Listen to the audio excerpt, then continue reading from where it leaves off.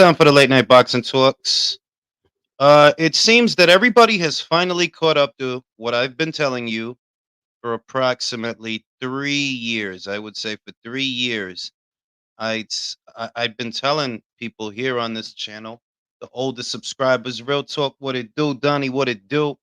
That it's possible that Showtime may one day make their exit from the sport of boxing because you have to remember what Showtime is. It's a story based network that relies primarily on story based programming to drum up business. You know, most of the people that have Showtime or had Showtime, it wasn't for sports, it was actually for TV shows and dramas and movies and things like that. And them being, boxing being there, it was kind of always doomed to fail. I want to say that there were things that they did and things that they didn't do that worsened the situation, but in a very general sense, it was never the most ideal place for sports because even before streaming became a thing and it was just cable networks, that's a premium cable network. And even when cable was all the rage, which it's not anymore, more and more Americans are cutting the cord. But even when cable was more popular, not everybody had premium cable channels. No, not everybody had Showtime. Not everybody had HBO. And there were other more accessible channels that most American homes had, like Channel 5, Channel 9, Channel 11, Channel 7, Channel 4, Channel 2. And in an ideal world, you would get your sports in an ideal world. You would get them from those channels because they can be found in more American homes and reach that many more people. Whereas boxing on a premium cable network, whether you're talking about HBO or Showtime, it does limit the size of the audience. And when you think about those eras of boxing where it was actually bigger, big part of the reason is it was more accessible to people. It was more accessible to the common man. When they ended up on these premium cable networks, it's kind of like from that moment on, it's going to get smaller. It's going to get smaller and smaller and smaller, and less people are going to watch it because less people have access to it. So Showtime leaving the sport, while that might be in the news now, I told y'all about that a long time ago. Like I would say at least three, maybe even 4 years ago. And the older subscribers will remember that I would regularly go over the viewing figures for a fight, right? If two guys fight, what are the TV ratings? And based on that trend, what's the sustainability of the content? Because if you got a fight, if you do a fight, if you do Broner versus Santiago, for example, and that does 288,000 views, well, that's not sustainable. That's a very low percentage of the overall subscribership. Like, let's say you got 33 million subscribers for Showtime, and on average, about 300,000 people watch a boxing match on average, or even four. Well, that's not a lot. That's not a lot of people when you think about it. And little by little, that number started to go down. That number. Oh, give me a second. Somebody want to text me right now. I don't know what about. Okay.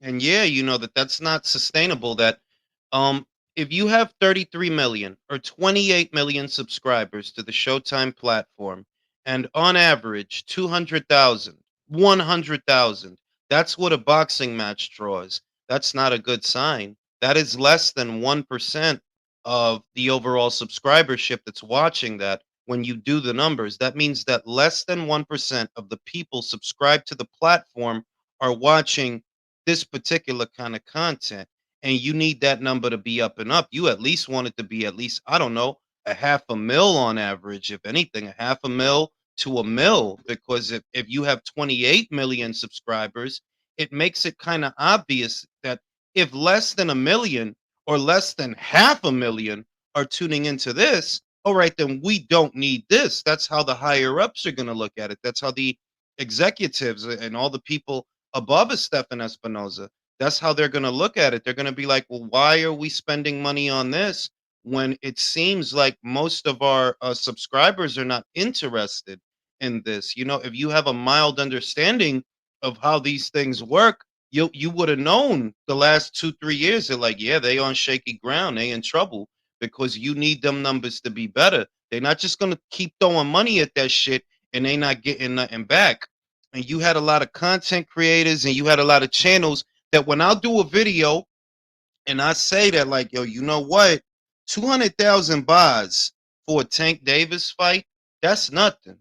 200,000, 250 for that, you might as well not even put that on pay-per-view. You might as well put that on the regular channel so you can bring in 1 million viewers or 1 million homes instead of putting it behind a paywall, you know? Things like that matter because I figure that if you do Javante Davis on regular Showtime, right? Let's say you would have did the Leo Santa Cruz fight on regular Showtime. I'd wager that would have brought in 1 million viewers to the regular channel. I'd wager. I'd wager that if you would have did Javante Davis versus Mario Barrios on the regular channel, okay, 1 million people might watch that. But what 1 million people not gonna do is they not gonna buy that on pay per view. That don't belong on pay per view. He's been on pay per view 6 times, and 5 out of the 6 pay per views that he's had are not pay per view worthy. These are the kind of things that limit your overall audience. That if you're going to put something behind a paywall, you better hope that somebody's going to climb up that wall to see it. Because once it's behind a paywall, that limits the size of the audience off top. Most people not going to pay to see it. So you got to hope a good enough amount of people is willing to do that. That pay per view should honestly be reserved for only the biggest of the biggest fights and the biggest of the biggest names. And what Showtime tried to do is beat you on the head with this illusion that he's box office because he draws 200,000 on pay per view. That's nothing, bro. That is absolutely nothing. You know, and even now, they'll still try to act like oh yeah, he's this. No, he's not this big name or this big nothing, bro. 200,000, that's nothing, fam. That is caca. That's doodle numbers. All right. Now you needed Ryan to sell over 1 million. And don't get it twisted. Yeah, Ryan needed you too. But nobody calls him the face of boxing. Nobody does that, right? So we don't got to worry about Ryan. Ain't nobody running around here saying that he's the face of boxing now. But y'all do say that about Javante. And I'm telling you, you ain't the face of boxing because you selling 200 thou with ham and eggers. In reality, you shouldn't be on pay-per-view to begin with. Most of that shit they put on pay-per-view shouldn't have been there. And that's a part of what I think led to Showtime's demise. You're putting these fights behind a paywall where they don't belong and in effect limiting the size of the audience. Because if you would have did them same fights on regular Showtime, that you would have got 800,000 viewers, 1 million viewers, you would have got that and that would have been better for you, better for your platform and better for sustained viewership. But if you put it behind a paywall, man, not that many people is interested in him fighting Leo Santa Cruz. Shout out to Real Talk. Shout out to Big Boys. Shout out to Smokey, Emma, Bernard. You know what I'm saying? Things like that matter. And for a long time, I told y'all that like the numbers that they're putting up on that network are not sustainable. It's not you can't maintain that. You got to get them numbers up. And we know what it takes to get the numbers up. The stuff you put on the regular schedule needs to be better. It needs to be better. And yes, sacrifices need to be made. Pay cuts need to get made because a lot of your fighters seem to think that you supposed to throw all this money at them that they not good for, that they not worth. Shout out to Mr. Calderon. Shout out to Napoli. Nick Ball fighting Isaac Dogbay in November. Is Nick Ball catching Isaac at the right time? Is Dogbay now more or less a stepping stone? I will say that this is the fight. This is the fight that will tell you if Isaac is a stepping stone and a gatekeeper moving forward. Because this is Nick trying to move out of the domestic scene and into the world scene. And if he makes it past Isaac, you could say that like, yeah, you a gatekeeper now, bro. You know that you probably could give up a decent fight. You could probably put up a good fight, but when a domestic level guys is beating you and making it past you and moving on from you, yeah, you a gatekeeper. You know what I mean? So yeah, we got 120 in the building. I don't normally do this, but can I get 120 likes in the building? Can I do that? Can I get that? I get that. 120 likes in the building. Right. Like and subscribe. I do not feel normal saying that. I don't feel normal saying that. But yeah, and I talked about that for a long time, man. I talked about that for approximately three, maybe even as far back as 4 years before the pandemic shut everything down, just based on where the viewing figures are. That if you were watching the viewing figures, you know what they used to be, and you see where they were going, you would have realized, oh shit, this is going downward. This is a downward trend, and this is not sustainable. Because if the numbers dip too low, what's going to happen? The people above Stefan Espinoza, they're going to look at that and be like, well, what are we spending money on this for? We not getting nothing back. We ain't getting nothing back out of this. We're not getting long term and sustained viewers, long term and sustained subscribers. We're losing subscribers. I remember the last time I checked, which was maybe 2.5 years ago, right? They were at 33 million. Then after that, I look again, they were at 28 million. And I'm going to assume that since then, they probably lost even more subscribers. So when you saw where they were going, you saw where they were, you know what the numbers are, you could see they're like, yeah, this is not sustainable. If you have a mild understanding of how these things work, you would see they're like, yeah, they probably going to end up leaving boxing, just like HBO. They're probably going to end up leaving boxing. Now, Showtime leaving boxing does not mean the PBC is going out of business, not necessarily. If they can find another broadcast partner to give them an annual budget so that they can keep doing shows throughout the calendar year, then they're good. They're good if they could find one. Now, everybody just caught up to what I told y'all over a week ago, that what Al Heyman wants is to link up with Amazon Prime. That's what he wants. I don't know if it's going to happen. I just know that's what he wants. That's what he would prefer. And we had these conversations in and out here and there about, okay, well, if you Amazon Prime, what does Al have that you might want? Because a lot of that stable, they don't sell no tickets. What we need with a Keith Thurman in his mid-30s. What we need with a Danny Garcia in his mid-30s. What we gonna do with them? What do you have that they might want, that they might use?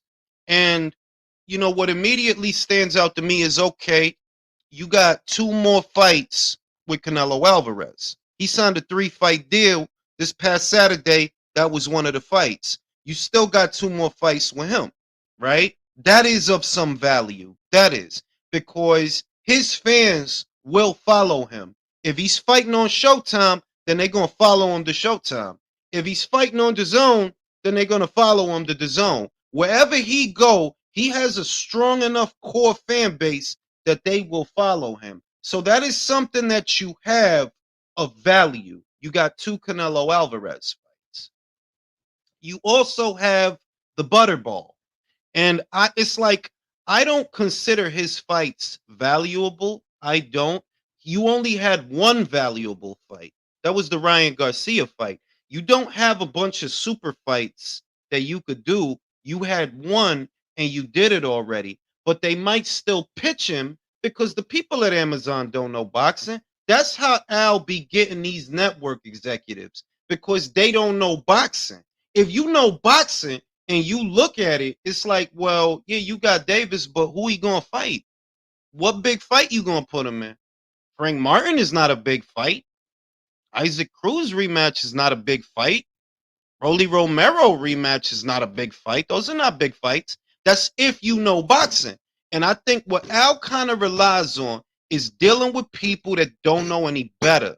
So you tell them, look, we got Javante Davis. He just did a mill with Ryan Garcia. the executives don't know that, yo, that's an isolated incident, bro. That's not a regular thing. That's not gonna be every fight moving forward. You crazy?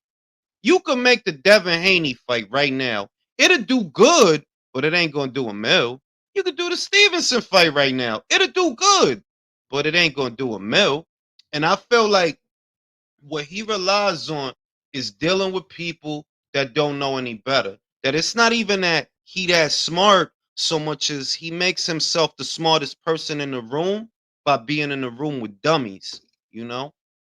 So what he has of some value, two fights with Canelo Alvarez, Javante Davis, and a stable of inexpensive fighters because the way you got to pitch it is, we got an unbeaten guy in Frank Martin, guy in Isaac Cruz.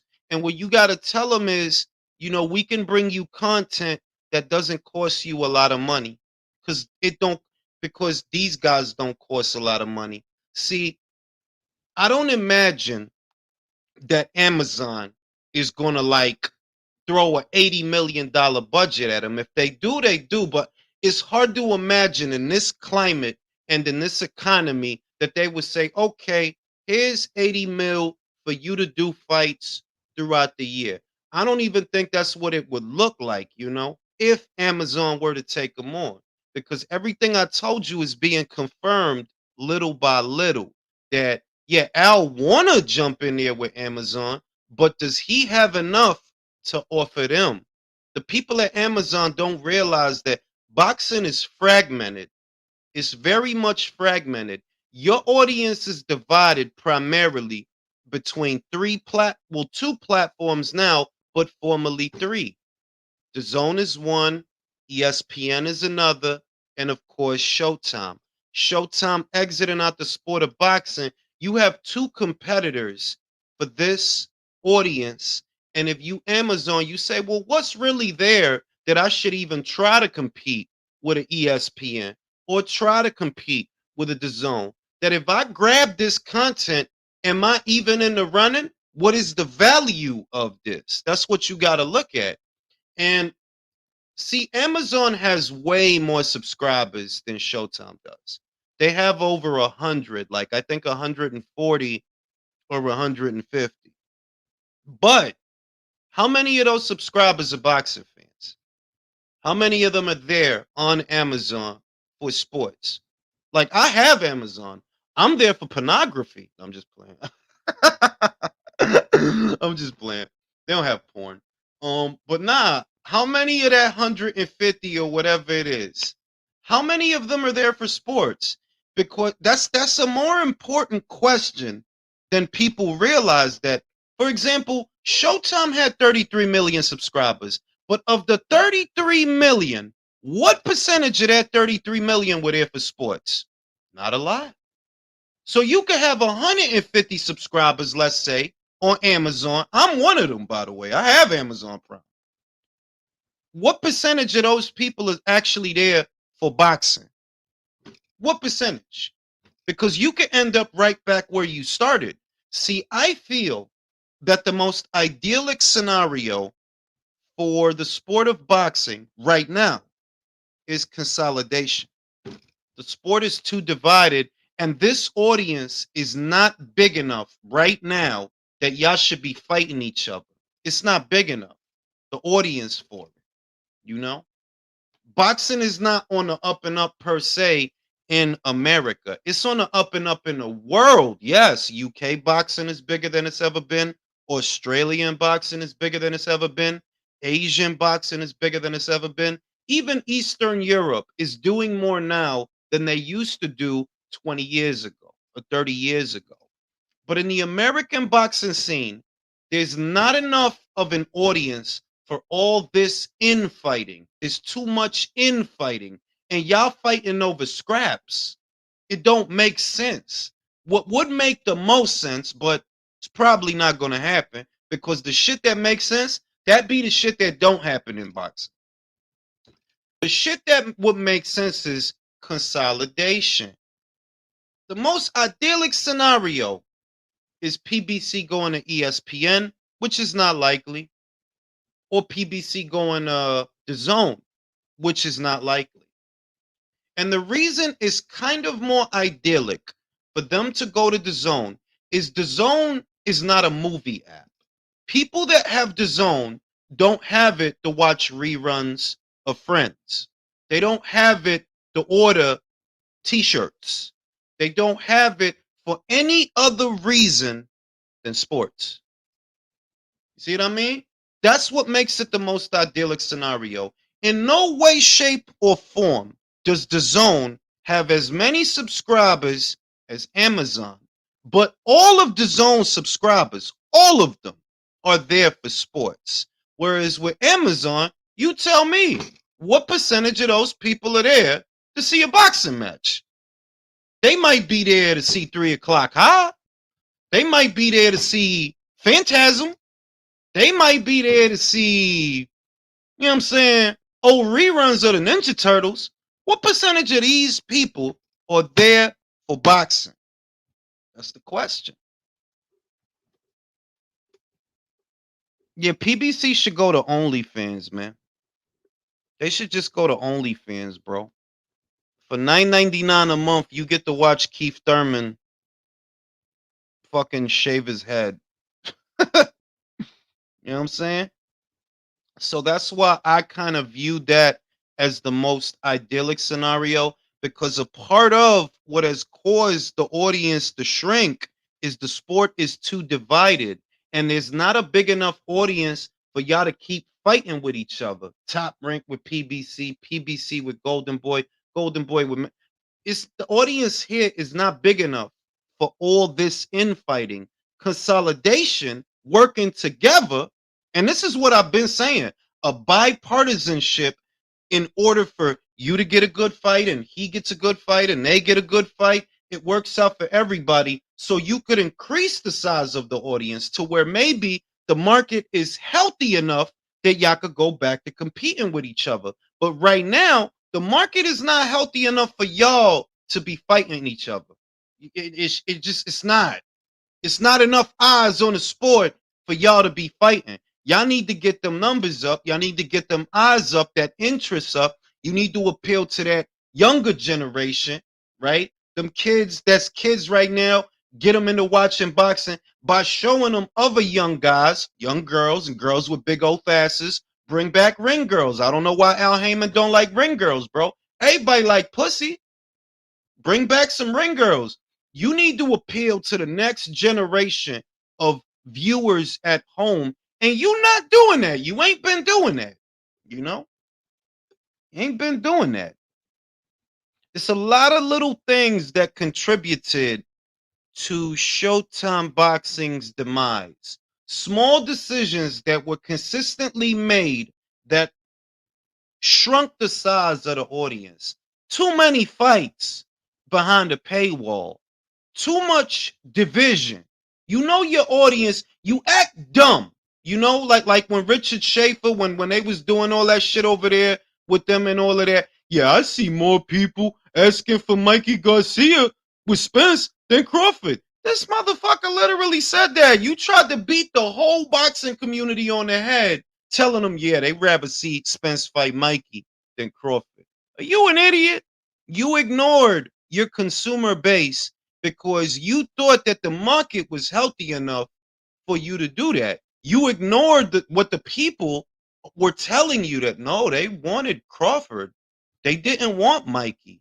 They didn't want Danny and Sean. They didn't want none of that shit. They wanted Crawford, you know?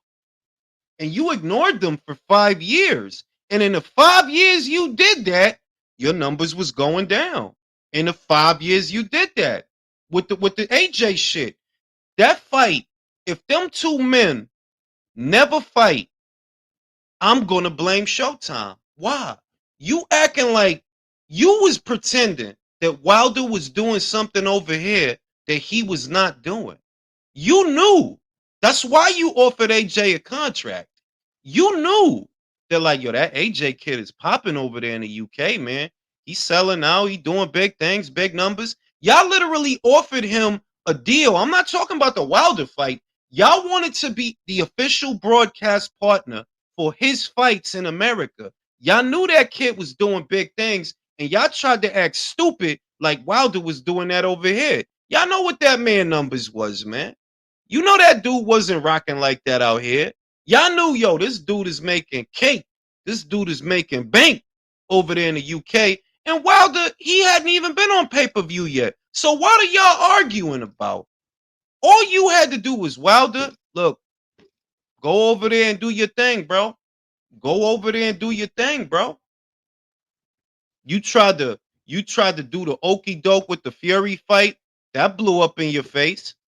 If Fury is here now, it's because of y'all. It's because y'all sought him out as an alternative to AJ. That was another boneheaded decision you made because at no point in the last 5 years was Wilder versus Fury bigger than Wilder versus AJ. It never was. It never was. But that's what y'all was doing, offering up alternatives instead of giving the audience what they want. The audience wanted AJ versus Wilder, not Wilder versus Fury. They like, nah. Even if you got to make a little bit of money, even if you got to make a little bit of money, which they did, with the first one, the second one lost money, and we talked about that a lot of times. Even if you got to make a little bit of money, that's still not satisfying what the people want. That's not satisfying that. If the people telling you, yo, we want AJ versus Wilder, that's not for you to sit here and pretend that Wilder deserves 50%. That's not for you to sit here and pretend that he's a big draw in America, which he's not. Which he's not. I'm sorry, he still ain't. He wasn't before. He ain't now. That's his problem. It's reality, right? Y'all should have did whatever y'all had to do that, because so long as you were involved with that, the sport grows. Whether he win or he lose, the sport grows. Y'all don't look at shit right. Y'all got your pride and all that bullshit. Pride comes just before the fall. Shout out to the coach. The smoke and mirror shame is over. If PBC was doing great numbers like PBC propagandists was saying, Showtime would have renewed their contract. Exactly. Exactly. It's not complicated. If you are delivering the platform, the numbers that they want, not only are they going to renew, they'll give you more money for the following year. Like, yo, you know what? That PBC shit, we got hella views because of that shit. So we're going to give them a better budget the next year because we want more of that. We want more of that content. We want more of those shows so we could get more of those ratings. If Showtime is leaving boxing, it can't be because of how good they were doing. It's common sense. John said, I'm sure AJ Wilder would have did absolutely, bro. Absolutely. If they would have not played those games, and even now, you're going to get people that will deny it, that it was Showtime that was playing games, that it was Showtime that was obstructing that. Even now, you're going to get people that don't want to admit that because these dudes just don't want to be wrong when you are so obviously wrong. It don't even make sense to argue with you, right? If they would not have played those games, win or lose, that would have been one of the biggest fights in recent memory because it's all good to see two welterweights go at it. Yeah, that's cool, man. But it ain't nothing like a heavyweight boxing match. The conditions was so perfect. You got an unbeaten American champion, an unbeaten British champion, all the belts, all the marbles. Neither one of them is a boring fighter. They're both action fighters, knockout artists, big, strong guys. Look like superheroes, these guys. 6'6". This dude's 6'7". He hit hard. He hit hard. It was beautiful. It was everything that you wanted and needed to sell a fight. AJ already had his people that was following him in the UK. Wilder was not that here. He was not in America what AJ was in the UK. So because of that, y'all should have played ball. And if y'all really believed in him, then y'all really should have played ball. Like, look, Wilder, we gonna do this. We'll try to work it out. We'll try to work it out. to where we get the US rights to the show. We'll try to work it out that way. They get the UK rights and the other rights in other territories because Showtime is not Sky Sports' equivalent. Sky, by comparison, is a bigger network in its region than Showtime is in this region. Most people don't know that because they're not ex KGB like me, traveled the world, know the different things that need to be known, seen different types of coochie hair. Some of it is red, some of it is blonde, some of it is black, right? That Sky was a comparatively bigger network in the UK than Showtime is in America. And that while you the B side, you just keep trying to find ways around that. You trying to get around that, and you just don't want to accept that you're the B side. Not only does he have more belts than you do, beat more champions than you do, most importantly, he draws more than you do. He has the corporate sponsorships that you don't have, the endorsements that you don't have, the domestic profile that you don't have, the global profile that you don't have. So if you really believed in yourself and you like your chances, you bite the bullet and you take him on and you do to him what you did to everybody else. And on the other side of that is all the bags, all the different bags, all the money. But you, you want to play games. You want to play a 50-50. You gonna give me, bro? No, fam. Only these bozos will go up to somebody worth more money than them, expecting half. Only these bozos, like Frank Martin. That shit's silly, bro. All you did was convince a bunch of B, C, and D tier guys that they supposed to get half. That's gonna be the monument of Al Heyman, that you convince a bunch of $5 ass motherfuckers, yeah, you supposed to get this. I'm supposed to get this. No, you not. Because you don't make that. All right? You don't make that. When all of this was going on, you hadn't even been on pay-per-view yet. Not even. Your biggest purse was like what? $1 mil, $2 mil. What are you talking about? With how the PBC operates, they might as well strike a deal with the Cartoon Network. Real. For real. You got a guy who had never been on pay-per-view, right? Like, if we look at it from the sporting aspect of it, right? AJ had more belts than Wilder. He had 3 of the 4. Wilder had 1. Then you look at the commercial aspect of it, which many people would tell you is the most important aspect. Forget the belts. Who generates more money? AJ. That was easy. It was an easy answer. AJ always generated more money than Wilder. Always.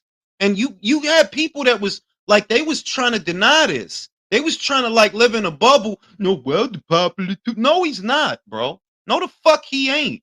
All right. It's not complicated. I remember when he fought Klitschko, both HBO and Showtime had bought rights for the fight because they knew it was big.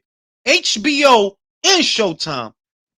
On Showtime, it did 600 over 600,000 views. On HBO, it did like 800,000 views. That's 2 premium cable networks in America that showed that fight and got better numbers yesterday with that fight than what their fights are getting today. He was always a bigger name. He was always a bigger draw. And instead of doing what y'all had to do, because y'all didn't want to be the B side, right? Y'all conjured up Fury, and he messed everything up for y'all. That's why I laugh. Even though I hate Fury, that's why I laugh. The only reason this man came back to heavyweight boxing and everything happened the way it did is because of y'all. He wasn't no mandatory. He was not no mandatory. He was not owed a title shot. You boo-boo the fool that gave him one. And even after that, when you had the draw, they still offered you April 9th at Wembley. And you laughed and spat in their face and focused on Fury, and the rest is history. Most people forget. They offered Wilder 15 million guaranteed, 40% of the pot. 40. And this clown only had one belt, and you wasn't even selling like that out here. You was happy that your fight did 325,000 buys. Like y'all cats hustle backwards, and the people that support them, y'all hustle backwards. But that's why it don't be surprising me. It'll be a dust bunny with scuffed up Air Forces arguing this dumb shit. Of course, your dumb ass gonna argue this shit because you don't like you hustle backwards, idiot. These motherfuckers not even hustlers. Like man, y'all act a lot. Y'all don't know shit about shit, and that's on all planes and terrains, off-road vehicle. Y'all motherfuckers don't know shit about shit. And for years, that was an argument. That was an argument. These are This encompasses the mosaic of things that led to Showtime's demise. Do you have any idea what kind of viewership you could have got if you would have just played ball and did the fight? If you would have stopped playing stupid fucking games? Think about it. The Zone offered Wilder 100 mil. Out of that 100 mil, 20 of it was for a Brazil fight. 20 mil was for a Brazil fight. Just a good faith because he wanted to fight Brazil. Don't get it twisted. They offered him two different packages, but he was insistent that he want to fight Dominic Brazil. So they say, okay, we'll give you 20 mil if you do this on our platform. This idiot, he does, he rejects it. This clown, he rejects it, right? So Showtime gives him a care package, which was estimated to be in the neighborhood of like 14 to 16 million. It was estimated to be in that neighborhood, right? So Wilder, you make less money. Instead of making 20 with the Zone, you make less with Showtime. Showtime, y'all motherfuckers the ones that really got fucked. Because y'all paid way too much for Wilder versus Brazil, which wasn't a pay-per-view. Y'all paid this dude way too much so that he could end up going to Fox right after that. he, he went to Fox right after that. The last fight that he had did on Showtime was Wilder versus Brazil. Right after that, he goes over to Fox and they do the Fury rematch with them. And Showtime gets left with their dick in their hand. Like, what happened? What happened? Remember, Wilder just came back to Showtime after like what, 3 years? Wilder versus Fury 2 was Fox and Top Rank, ESPN and Top Rank. Wilder versus Fury 3, which was a year later, that was ESPN and Fox. Then he took another year off after that. He just last year came back to Showtime. So y'all paid him all that money. You know why they paid him all that money? Because they wanted to keep him on the platform, you know? They didn't want him to go to the Zone. They didn't want him to go somewhere else. So they gave him a care package. And he took that care package and left. He left. You know what I'm saying? PBC on Telemundo. Te amo, Sofia. Shout out to Sophia. You know? They gave him all that money because the Dominic Brazil fight, like, that's a fight. That's not even a $5 million fight, bro. That is not even a $5 million fight. At the very least, I would say that's a $2 million fight. That you shouldn't spend more than 2 to 2.5. That Wilder's purse should look like 1.5 million and Brazil's purse should be half a million, you know? Maybe you do a winner's bonus. And you might be asking yourself, well, where do you get that number? How can you make that estimation of the value of the show? Well, do you think that fight generates more than 3 million? 4 million? You think it does? That's how you know. You got to look at the fight and say, yo, what is this fight gonna bring back? Because that's what should determine what the fighters get. It ain't based on spiritual currency or intrinsic value or none of that shit. It's based on, yo, commercially, if we do this fight, what is it gonna generate? Fucking Wilder versus Brazil wasn't no motherfucking 10 million, 12, 13. Like, are you insane? You gave this guy what? For that fight? Oh, y'all motherfuckers is crazy. I see. Y'all crazy. PBC to be hosted by Steve Harvey. They did a lot of shit. Like I'm trying to tell you, they did a lot of shit that I've been saying since 2017, 2018. They did a lot of shit that I've been saying. You can watch the videos. They still up. That I've been saying, like, y'all motherfuckers is stupid, fam. Y'all the type of people that'll cut off your nose to spite your face. You cannot accept that this British heavyweight is many times more popular than your fighter. You cannot accept that, but you should accept it. You costed yourselves. You costed yourselves a lot of money. You costed Wilder a lot of money playing fucking games. And even now, y'all still want to play. Yeah, AJ don't want to fight. AJ don't want to fight. It's like y'all motherfuckers, either you delayed, like you got like arrested development in your brain, like you just don't, certain shit just don't click with you. Like you gotta be retarded, like on some real shit. Like, and that's why, like, the Aki TVs of the world, right? The champ sides of the world, right? The boxing egos of the world. These is the retarded motherfuckers that they capitalize on. Cause it's like, yo, on some real shit, a lot of y'all motherfuckers is really fucking slow. Like, motherfucker got to explain this shit to you mad slow. And even if they do, it still ain't gonna click. Mr. Calderon says, imagine Showtime after 3 years just to get him his damaged good. Word! Word! When you think about what happened, the only reason Showtime gave him that care package for the Brazil fight, it wasn't because the Brazil fight was worth that kind of money. We all know that it wasn't. It wasn't because of that. It was for loyalty. That, look, we're going to give you this money so you can stay over here. We want you to stay over here. And they thought it was all good. Stefan Espinoza gave a speech. I know y'all remember. He gave a speech that it's about loyalty. You know, and imagine if we told the fighter that they have to come over here in order to do a fight. I could pull that shit up. He did a whole speech about loyalty when they gave Wilder that bread. Only so that Wilder could go to Fox. Only so that Wilder could go to Fox right after that. What happened to the loyalty? What happened? I guess he was only loyal for that fight.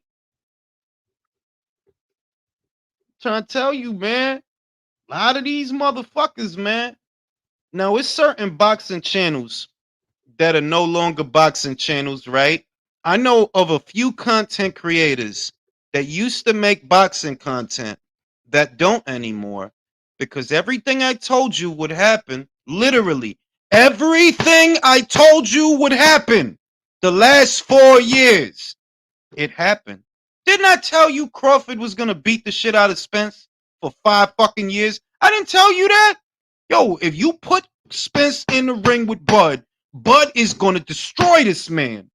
I said that for 5 years on repeat. Go in the search bar on my channel, put in Bud versus Spence or Crawford versus Spence as your keywords. You're going to see videos from 2018 where I'm telling you he will destroy this man. Everything I told you would happen.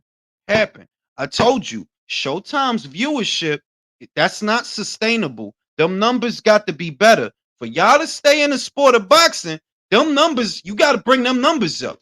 I said that shit. People got mad at me. People calling me you a hater. You hate Al Hater. Why you everything? Why you don't know everything? Why you don't know everything? Dick sucking ass motherfucker. Does Al Heyman pay your rent? Why y'all so loyal to somebody y'all don't know? Y'all motherfuckers act like Al Heyman is a civil rights leader or some shit. That man don't know you, and you don't know him. You dick sucking bitch. Motherfuckers over here defending. You can't talk about Al. DBC. DBC. Fucking weirdos. Y'all motherfuckers need to go outside. Get some pussy, man. Even yourself out, man. You know? Wilder took that 20 mil and said, bye, Felicia. FedEx. Jay, no. Jay has been with the channel for many years. When I say this shit, Jay know exactly what I'm talking about. They told Wilder, reject the DAZN money and stay on Showtime. That's what y'all told him to do. Y'all had him reject the DAZN money, the 20 mil for the Brazil fight they was offering, and y'all thought, oh, it's all good after that because we got Wilder. We still got Wilder. Yeah, and he left y'all right after that. He went to Fox. I told motherfuckers, when Fox eat, Showtime don't shit. Wilder going to Fox was a knife in Stephen Espinosa's back. That's what that was. They told Bill Wenger, yeah, we're going to get you the premium fighters. We're going to give you the premium content. That's why Wilder went over there. That's why Spence went over there. A lot, your stable, which wasn't that good to begin with. You divided an already weak fucking stable between two platforms, and you ended up fucking shit up for both. Because we know Fox left. We know Fox left boxing. Now Showtime leaving boxing. That's your fault, Al. Fuck you, Al Heyman. Fuck you, Al Heyman. You know what I'm saying? You know what I'm saying? That shit was. You had a stable that was not that strong to begin with, and you cut it in half. You sent a piece of it to Fox, and a weaker piece was on Showtime. And all that ended up doing, what's the end result? Y'all tell me, what is the end result? Did Fox not leave boxing? Ain't Showtime about to leave boxing? Thank you, Al Heyman. Napoli says, them beta male biatches love him some Al Heyman because they think of Al. You know what they doing? When they think of Al, they thinking like Al is like they father or some type of just weird, weak bitch shit. Like, bro, Al is not the fairy godmother of boxing, all right? He's not the fairy godfather. He's not going to float into your room on a cloud and buy you a new pair of J's. He's not going to take you to soccer practice, bro. He's not your father. But that's how these fucking losers, that's how they think of him. Like Al is the dad, and he just be looking out, and he just this great guy. Like, nah, fam. What the fuck is wrong with you? That's how they think of him. You could Al. Can you I hammer? And even now, like it's whole boxing channels that don't talk about boxing no more because a lot of that shit over there that I told you it started to happen. When Wilder got his ass beat, a lot of boxing channels died off of that. A lot of boxing channels, like, they didn't want to talk boxing no more because they see he got his fucking ass beat. And most of the, remember what I told y'all like 3 years ago that like, yo, a lot of these boxing channels is not boxing channels because all they really talk about is like Wilder and shit. Like, y'all really only talk about like 3-4 fighters, the max. Anything outside of that little bubble, y'all don't even know what the fuck going on. So when Wilder got his ass beat, yo, that shit killed like 3 or 4 boxing channels. When Wilder got his ass beat, yo, that shit was a traumatic. Yo, I remember watching that shit and I was about to have a fucking orgasm. So I'm like, yo. I remember watching that second fight. I was like, yo, this is one of the most satisfying ass whoopings I've seen in a while. You know what I mean?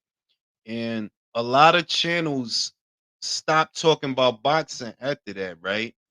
But it was still a few hanging around.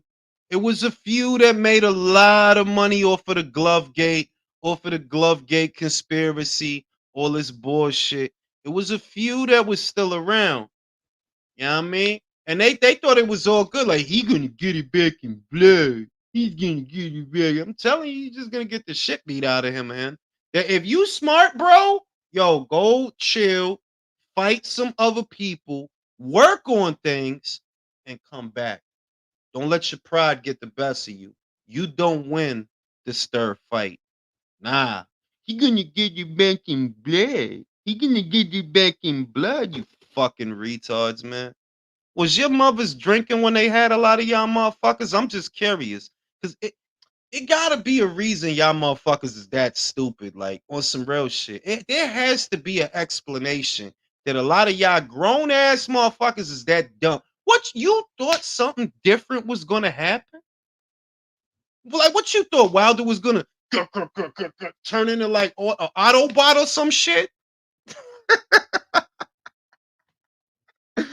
What y'all like? What y'all thought was like? Y'all thought that Doctor Strange was gonna come in, he's gonna do the shit and open the portal, and then Floyd was gonna walk out. Bah, bah, bah, bah, bah, bah, bah. Like, what the fuck did you think was gonna happen, bro? Oh shit!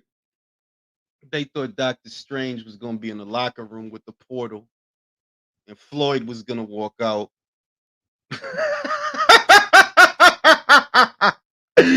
They thought it was gonna be like Endgame or some shit.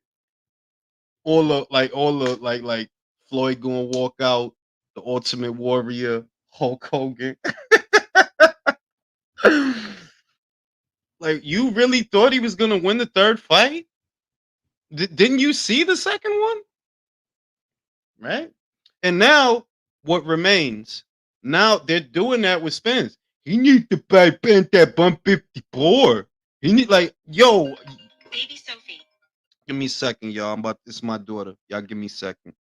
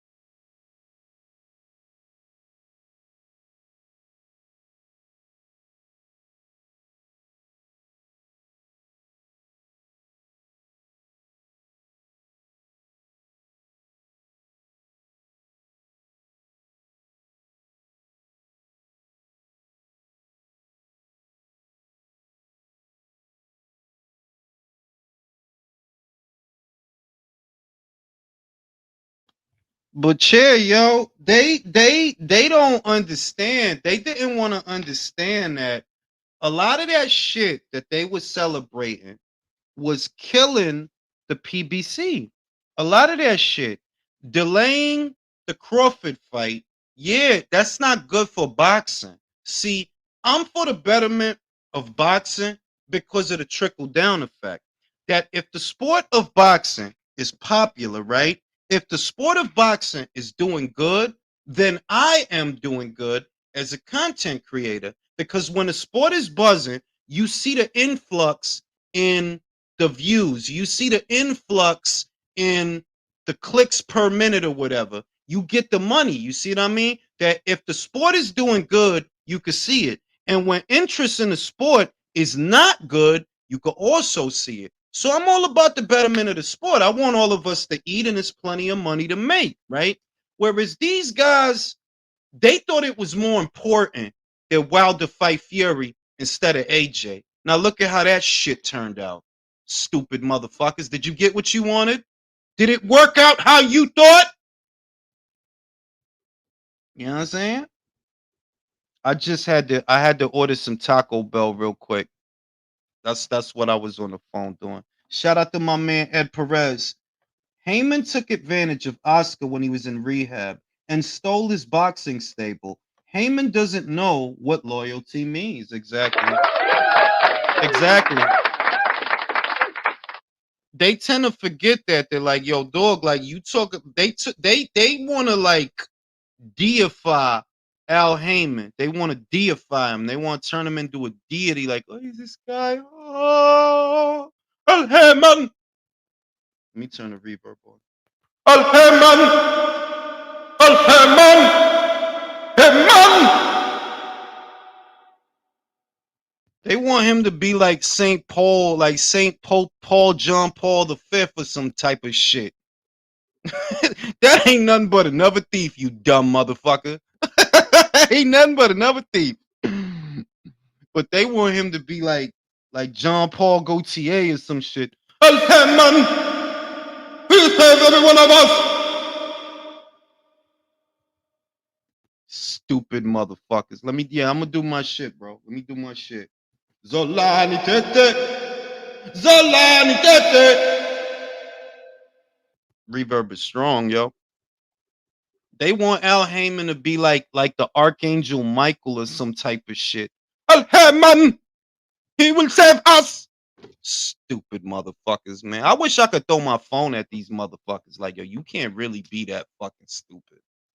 Are you really that fucking stupid, man? Sophia said, don't blame Mel. Canelo with the cartel in that ring walk scare anybody. I kind of wish Jamal was getting all this backlash instead of Mel. Yo, man. How long I told y'all that? Look, man. I told y'all mad times. The PBC stable of fighters is really B, C, and D tier. There's no A-level fighters over there, bro. Their very best fighters get annihilated by other fighters. Look at how easy Canelo made that shit. These motherfuckers told you Canelo was ducking this man. They told you that. I'm like, bruh, what is he going to duck Charlo for, bro? He would beat the shit out of Charlo. But, you know.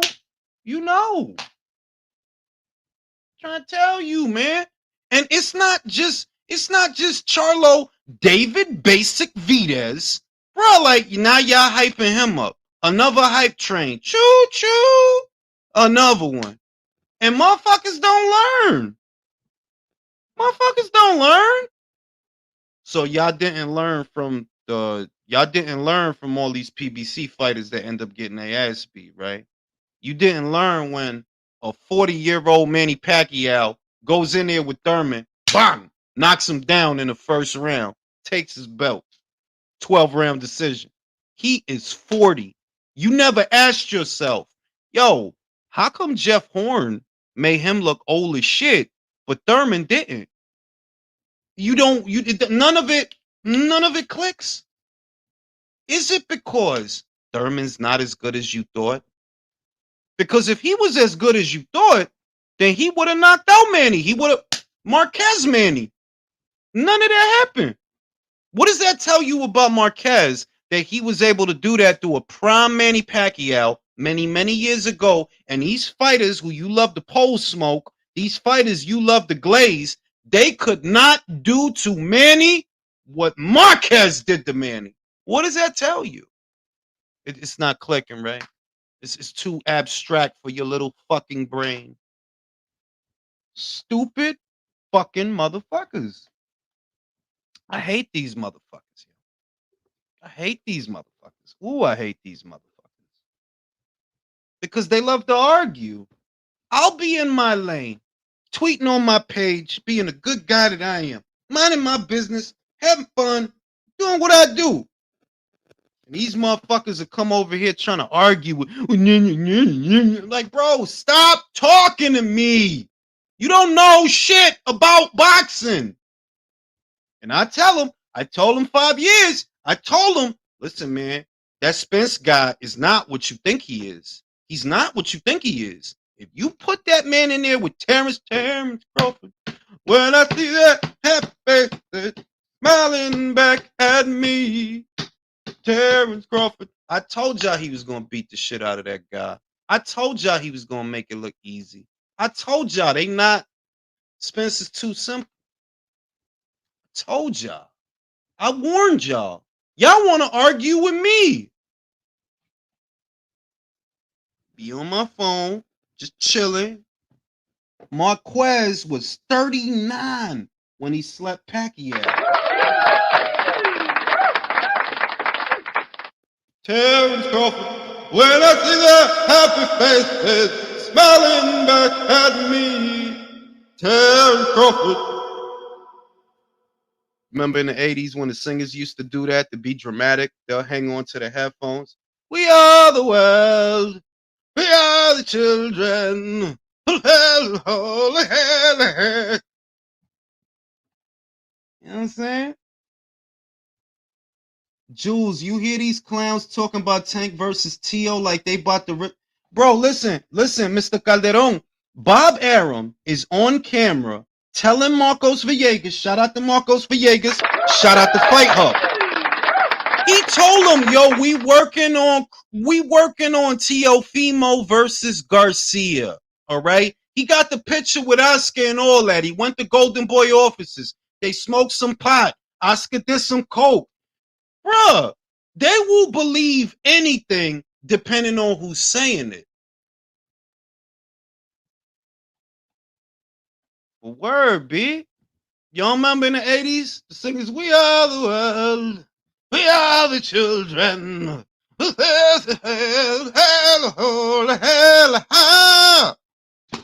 When the singers wanted to be dramatic and they really wanted to make you feel the lyrics, they'd hang on to the headphones. Shit, I told y'all. A lot of the things that I told y'all would happen ended up happening, and it's for that reason that Showtime finds itself in the predicament that they find themselves in. It's a lot of small decisions. It's an accumulation of small decisions that led to a shrinking audience and things that are just it's not viable. Boxing, it's not viable in boxing to stand divided. You have to work together. The fights themselves are an example. If the biggest fight in boxing, right, in the history of boxing, the highest grossing gate and the most pay-per-view sold, if that required two different promoters to come together, what does that tell you? That a house divided cannot stand. The biggest fights and the biggest numbers, case in point, Ryan Garcia, Golden Boy, Javante Davis, PBC, y'all came together and y'all did that mill. Y'all came together and did that mill. You gotta work together. Let our powers combine. Earth, wind, water, heart. But your powers combined. Motherfuckers, man. They don't listen to me. It's because I wear a skelly. If I didn't wear a skelly, if I was over here with a button down and a tie and a Windsor knot, they'll listen to me. They don't want to listen to me, yo.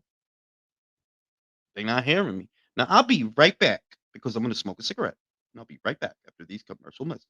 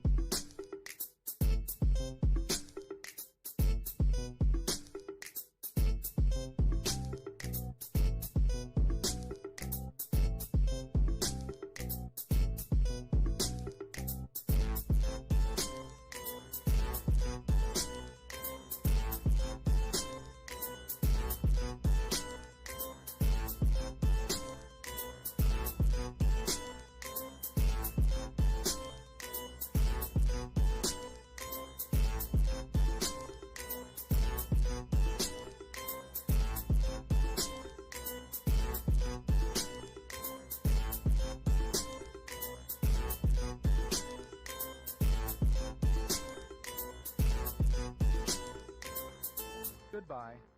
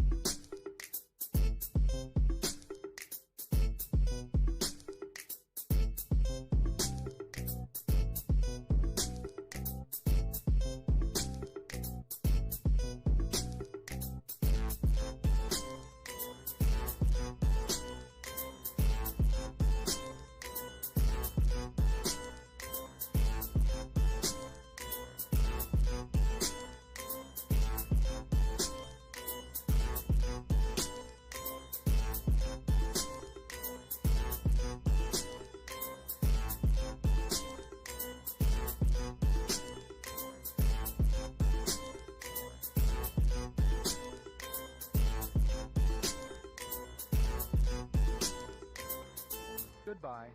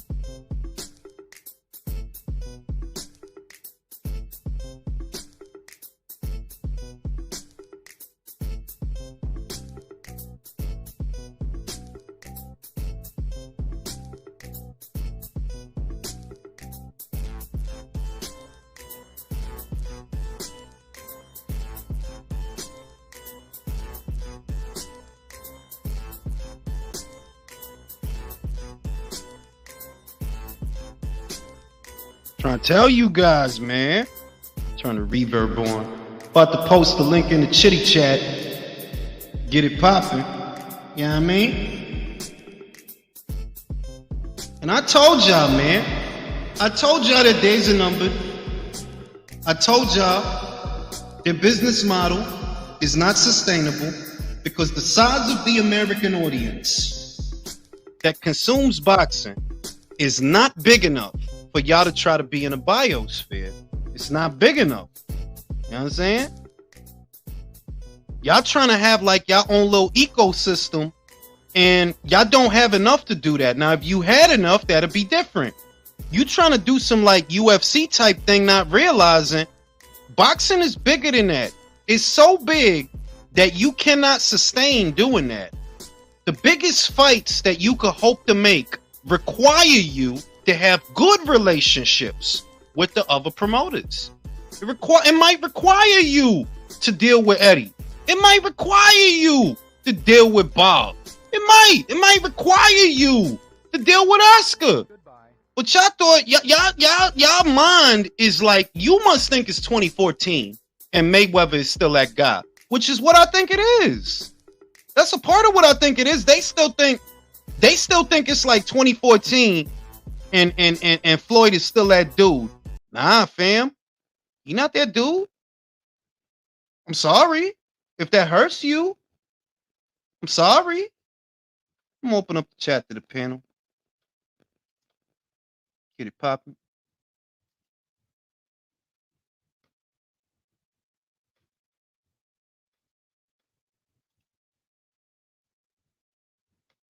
Exactly 9-3.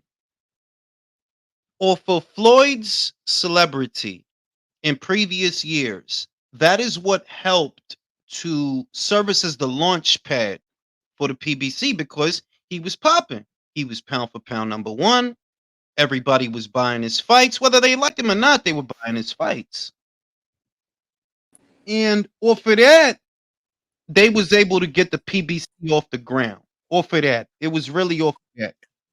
There go Chris with But then, I think they didn't bank on is that while Floyd was the man, boxing moves on. Like, you retired now. Now it's time for somebody else to take over. And Canelo's done that more or less. Yeah, like Canelo that, can't handle that. Canelo and it's took over. always been that way. Like, it's not like that's some new shit. It's always been like, oh, you retired now.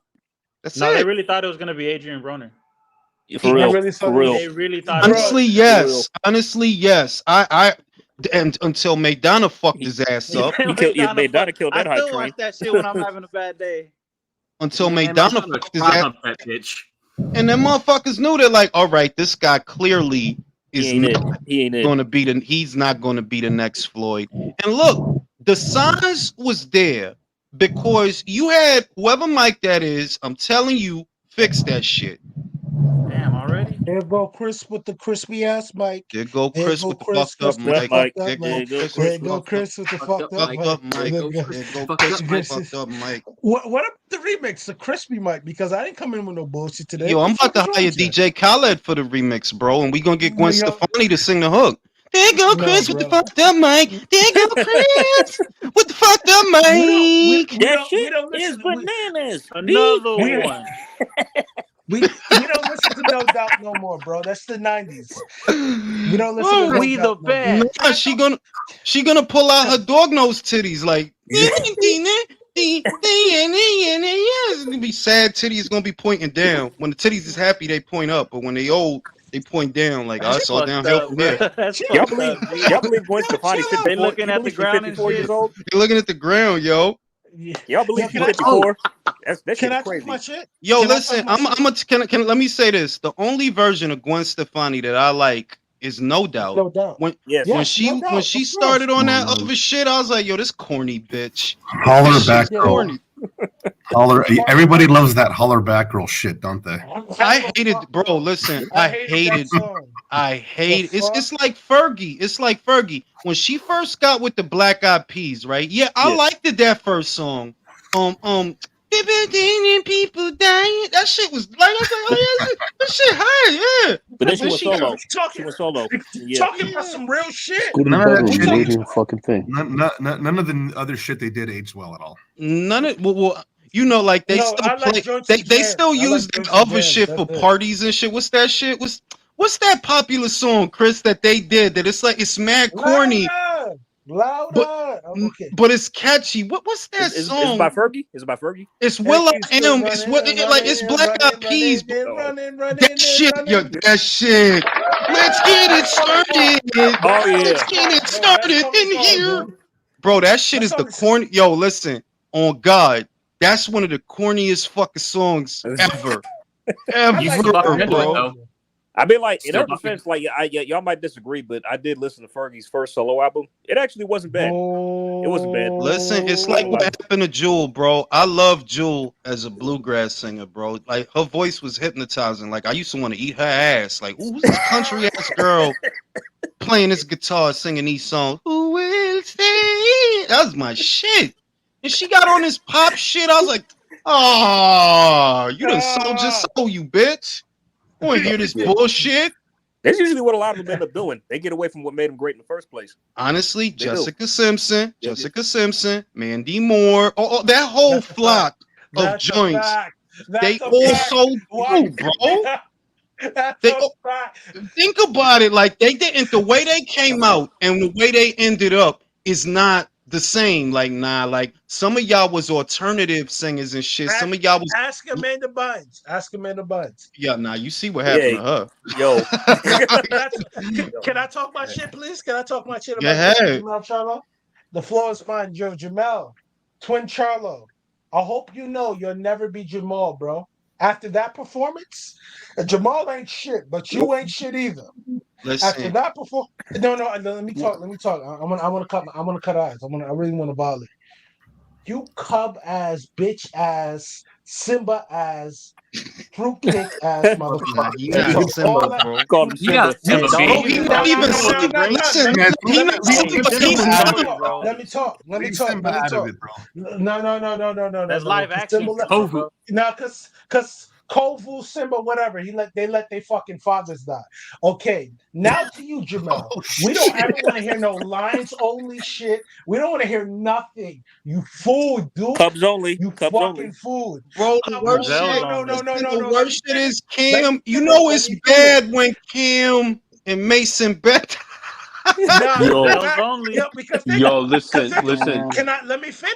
Who No, did him Chris, with a one, couple? Let, one let, Nigga let, second, let with him Chris, trash land. Let one him talking. second. land. Let Chris, him one finish. second. I know you vex. Chris, I know you vex. But look, the Charlo brothers are really good for fucking comedic entertainment.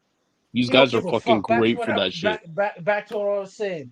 All that gangster shit, all that shit is dead. We don't believe you. That's You out the need window now. millions of people. You need galaxies of people for us to believe that shit again. Are you kidding me? You will talk all this shit. Oh, Terrence Crawford should take whatever we give you. Us Texas boys is different. All that shit, bro. We know you Texas boys is different, bro. You get robbed. You make excuses after you get beat up and emasculated in front of your bitch, and in Get front of your clapped. fans, in front of all these people Hold that on, hold on. you Them know. niggas ain't from Texas, first of all. Yo, Yeah, they're that's from They, New that. No, they're that's the trans. Jersey. other They're shit. trans, Let me bro. say They're this. trans. They're Yo, transplants. that's what I'm gonna say. That's what I'm gonna say. That if you gonna be real, Errol not really from DeSoto.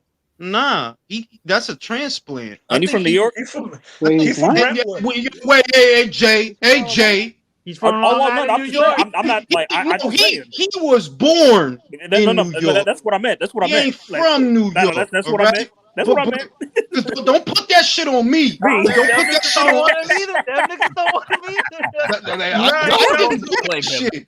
You like, nah, I Wait, ain't yo, you claiming were that telling me motherfucker. yo, from Man, Jay, he ain't Jay, from Jay, fucking Jay, Dallas, How, Texas. how, That's Jay, for how sure. Jamal Jay, how Jamal Jay, looked when, Jay. when he was on Yo, what's camera up? with What's up? What's up, Chris? how Jamal looked. Jamal does not look healthy at all. He looks like he's been an alcoholic, like it's water Fuck retention. him. His face looks Fuck puffy. him. I think It's he's He on looks like, Fuck drugs. him. you know I think what? he's on That's another drugs. thing. When Caleb Plant smacked him in the face, he's been drinking a shitload. His reflexes aren't there. So I don't think Canelo's going to fight him next. And if he does, it's a fucking shame. I'm It's a telling you, real shame. you cannot sell. I'm telling you that you cannot, and Can't sell that. I don't know if that's what the plan was, but I'm just telling you, you can't sell that. If Jermel would have went out like a fucking lion, like on some real blaze of glory, maybe I then would've been maybe you could have sold it behind the revenge that I'm gonna avenge my brother. You know the Frank Yeah, Duke shit, yep, It was yep. like it was a Bloodsport shit. bloody war. If it was like a Bloodsport. bloody fucking Gennady Golovkin type war and he lost, I would have been like, let's see the You could brother have sold fuck him that up. shit Let's see no, that. hit the gun, stop. He ruined the gravy Oh, train the for his own corner. brother. His And brother Canelo. gave him the gravy train and he fucked it up for him. Bro, I mean, nobody Can I want to finish that is see off? Eva. Can I Nobody finish want to. off, Hold please? on, hold on. Nobody want to see them, bro. Like, nah, nobody want to. And look, before I pass it to Chris, I'm gonna say this. See, this is the thing. If he would have tried and he would have got stopped, right? It would have been a I would have victimless left. crime because you was 2 divisions north of where you campaigned. If you would have That's not a tried, victimless crime. It's not a victimless crime because it would why? have been. It No, would have no, been, no, no, no, no. bro. You've been Brooke, calling listen, this guy listen. out from 154 pounds. You've been Bro, calling it's him not out like from people. 150. It's not like people. Look. Brooke, prime example. When Brooke went up for Golovkin, right? People respected him after that, bro. Like, yeah, you got your ass beat, but Oh, he people fought. respect. He fought. He tried. Fought, like he tried. You know what I mean? Amir King. Mind you, what makes it not a victimless crime is this: from 154 pounds all the way up to every weight class Canelo went up to. Oh, you ducked the Charlo brothers. Oh, you ducked Demetrius Andrade. Oh, you didn't really beat Arislandi Lara. All that gangster shit, right? Now back to you, bitch ass Jamel. Yo, it's tigers only because lions move in packs, you fruitcake. Now back to Not you. even. No, it's Nah, not. Listen, let me correct you because I'm the only National Geographic certified motherfucker on the panel. Tigers whoop lion ass 10 times out of 10. So he damn sure ain't no Facts. tiger. They're bigger. that's Tigers why are bigger, right? And that's why I said tigers only the other because pack lions move in animal, packs. the All other right, pack all right. animal that hunts lions is a Male lions Rhodesian don't even Ridgeback. fucking hunt. The Bro, dog. Exactly. man. Fuck I'm trying to Jermel, bro. Chris, it's gazelles only. Gazelles and zebras Gazelles only. only. Let me finish off with this. I like zebras only. My ending of this diatribe is this. Jamel, we don't believe you. You need more fucking people. All that shit that you've been talking for years. Oh, I'm undisputed. All that good shit. And you tucked your tail. You's a bitch. All that Mm. gangster shit you talk to these fans. All that gangster shit that you with everybody. You's a bitch. Trying to tell End of you, Listen, man. fucking and he diatribe. wasn't Let even me read fighting the a super natural. chats. He wasn't fighting a natural 168 pounder. He was fighting a guy that came up He's that a Hello. was fighting, bitch. that acclimated to He's the a weight. bitch. Wait, He's a I want to bitch. say this, but let me read these super chats. All right, Jules, I see YouTube channels that were picking Charlo to win, saying the fight was fixed for Canelo. And they have to. They have to. Mr. T said let Chris cook. JX said, let me see what JX said. JX said, wait, is Jermall fighting at 160 against Benavidez? I think he is. Now, what I'm gonna say, some people may not like. And what I'm gonna say, they're gonna be like, "Oh, you a fanboy, you a fanboy." I'm just telling you that Canelo could have beat him at 54, could have beat him at 60, and he We just beat him know at 68. this. Now, We now, know Yeah. this. now, why do I say that, fam? Neither one of y'all two ever fought Lara. That to me. That was always the flag that like you not on his level because he fought Lara. Y'all been on the same side of the street as Lara. Y'all never fought him. Y'all He never didn't have to fought do him. that. Canelo didn't have to do that. Canelo never had to fight Lara, but he did. Lara wasn't worth no money. Lara didn't even have a belt at that time. But because he not no bitch, fam, you not just gonna jump on stage talking crazy to me. You bugging like in front of my people. You bugging like, nah, we gotta fight. Y'all cats, Damn. no, cause Ronnie Shields. By the Yo, way, it's Jules, all Jules, some what, bitch hey, shit. Jules, what did Jules. Oscar say after the Lara fight? What did he say? I No don't know what he rematch. said. No Oh rematch. no, Yep. I don't blame him. I wouldn't. I don't blame him. You know what I'm saying? I don't Lara blame made a I him. mean, shit show that J- night. Jamal, So Jamal didn't want any part of Triple G, and Triple G is money. The Charlos are bitches. They're I'm bitch born, saying bitch like bred. When they die, they'll be bitch dead. Like, fuck 'em. I'll say Jamal, it's that whole Jamal, stable, bro. It's that to me. It's not even pigeonholing one fighter. It's honestly that whole stable, and it's because I say it all the time that I believe that Al Heyman ruined that stable of fighters. That you know what? Maybe they might have been halfway good, or you could have turned them into something, but you ruined them because you made them forget what they are. Y'all fighters. Y'all not rappers. Y'all not landlords or realists. No, y'all fighters first. And this man literally made y'all forget that. They're like, yo, you gotta stay sharp out here, B. It's people want to fuck you up out here. he made Take your them head think they were off out here. celebrities, bro.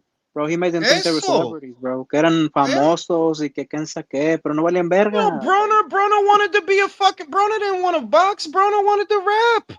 Broner wanted to rap. That's what he was like. Yo, you got these dudes' heads full of all this nonsense, and you could just see how it happened. At OIC, you tell them the Floyd sales, but you see what I did for Floyd, bro. You didn't do shit for Floyd, bro. Let's get that straight. Man, Floyd and was a generational talent that did that himself. If you had another Floyd, if you did that, right, then where's the other Floyd? The new Floyd. they could have had another Floyd fight with that You Wilder and AJ you because it remember would what have sold Jay more. Z said? You remember Yes, what that's Jay-Z said? exactly what I was thinking about. If you made Hove, go ahead, make another one. Another hove. Yes, Make make another another one. fucking hove.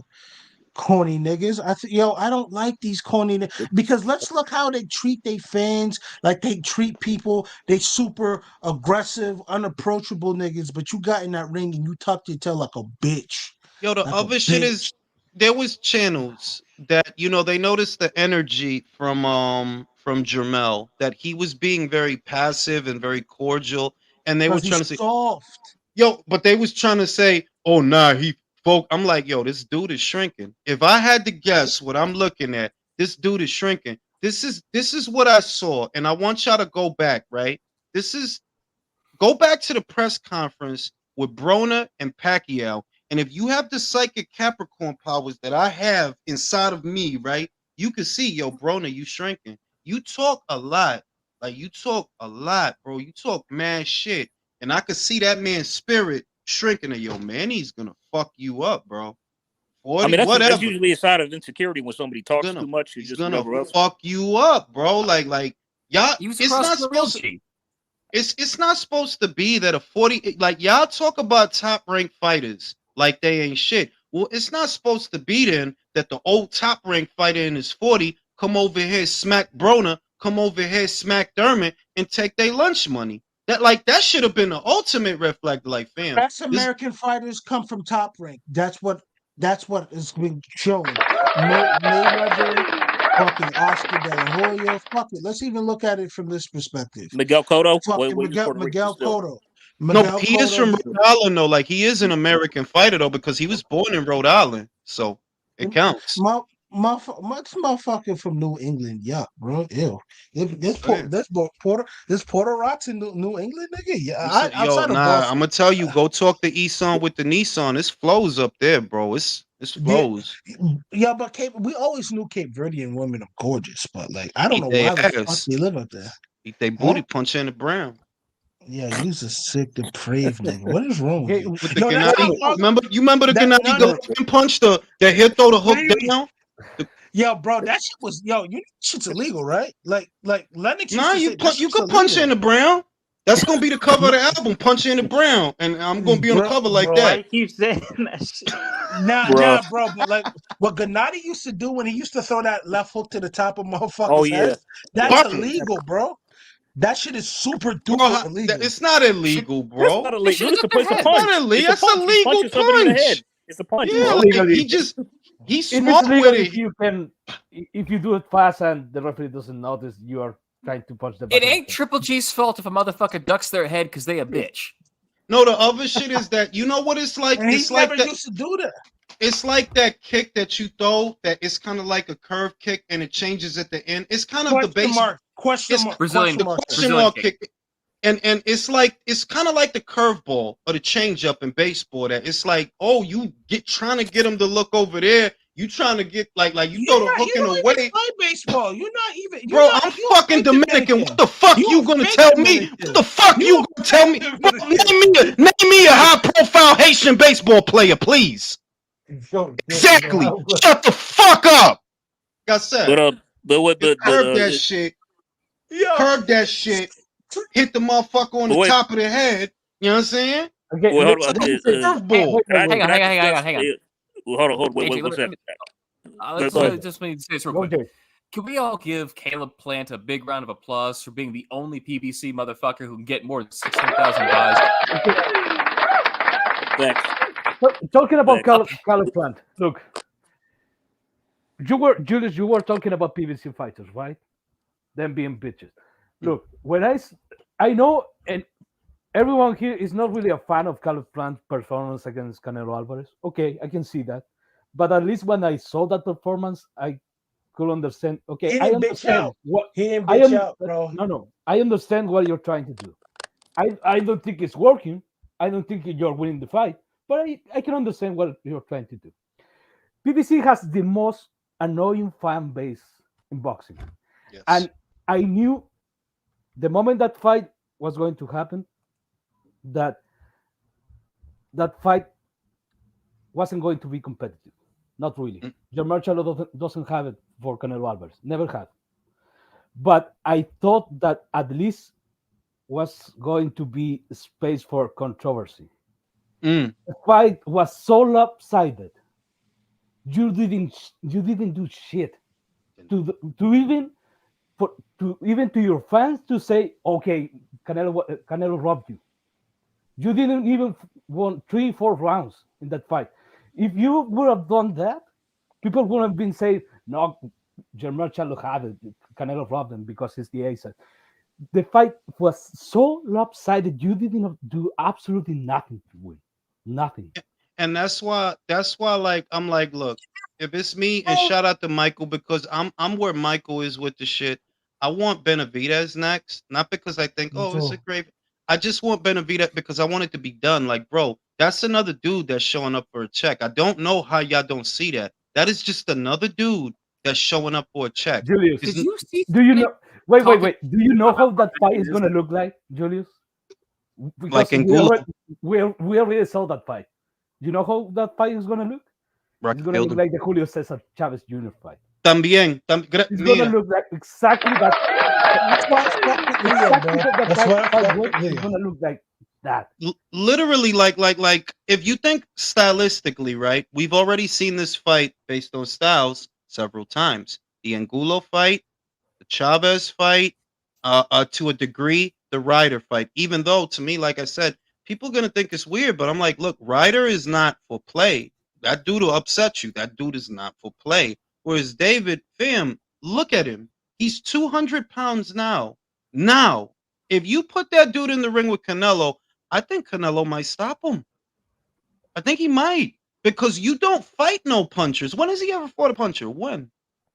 Between you killing yourself to make 168 and you having never really faced a strong puncher, a hard puncher, or a world-class athlete, to me, I'm like, yo, this dude might get stopped.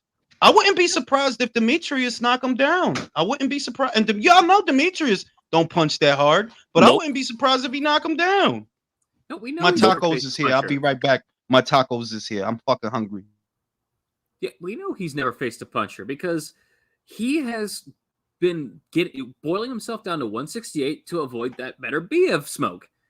I hope he gets laid the fuck out. I hope Demetrius Andrade.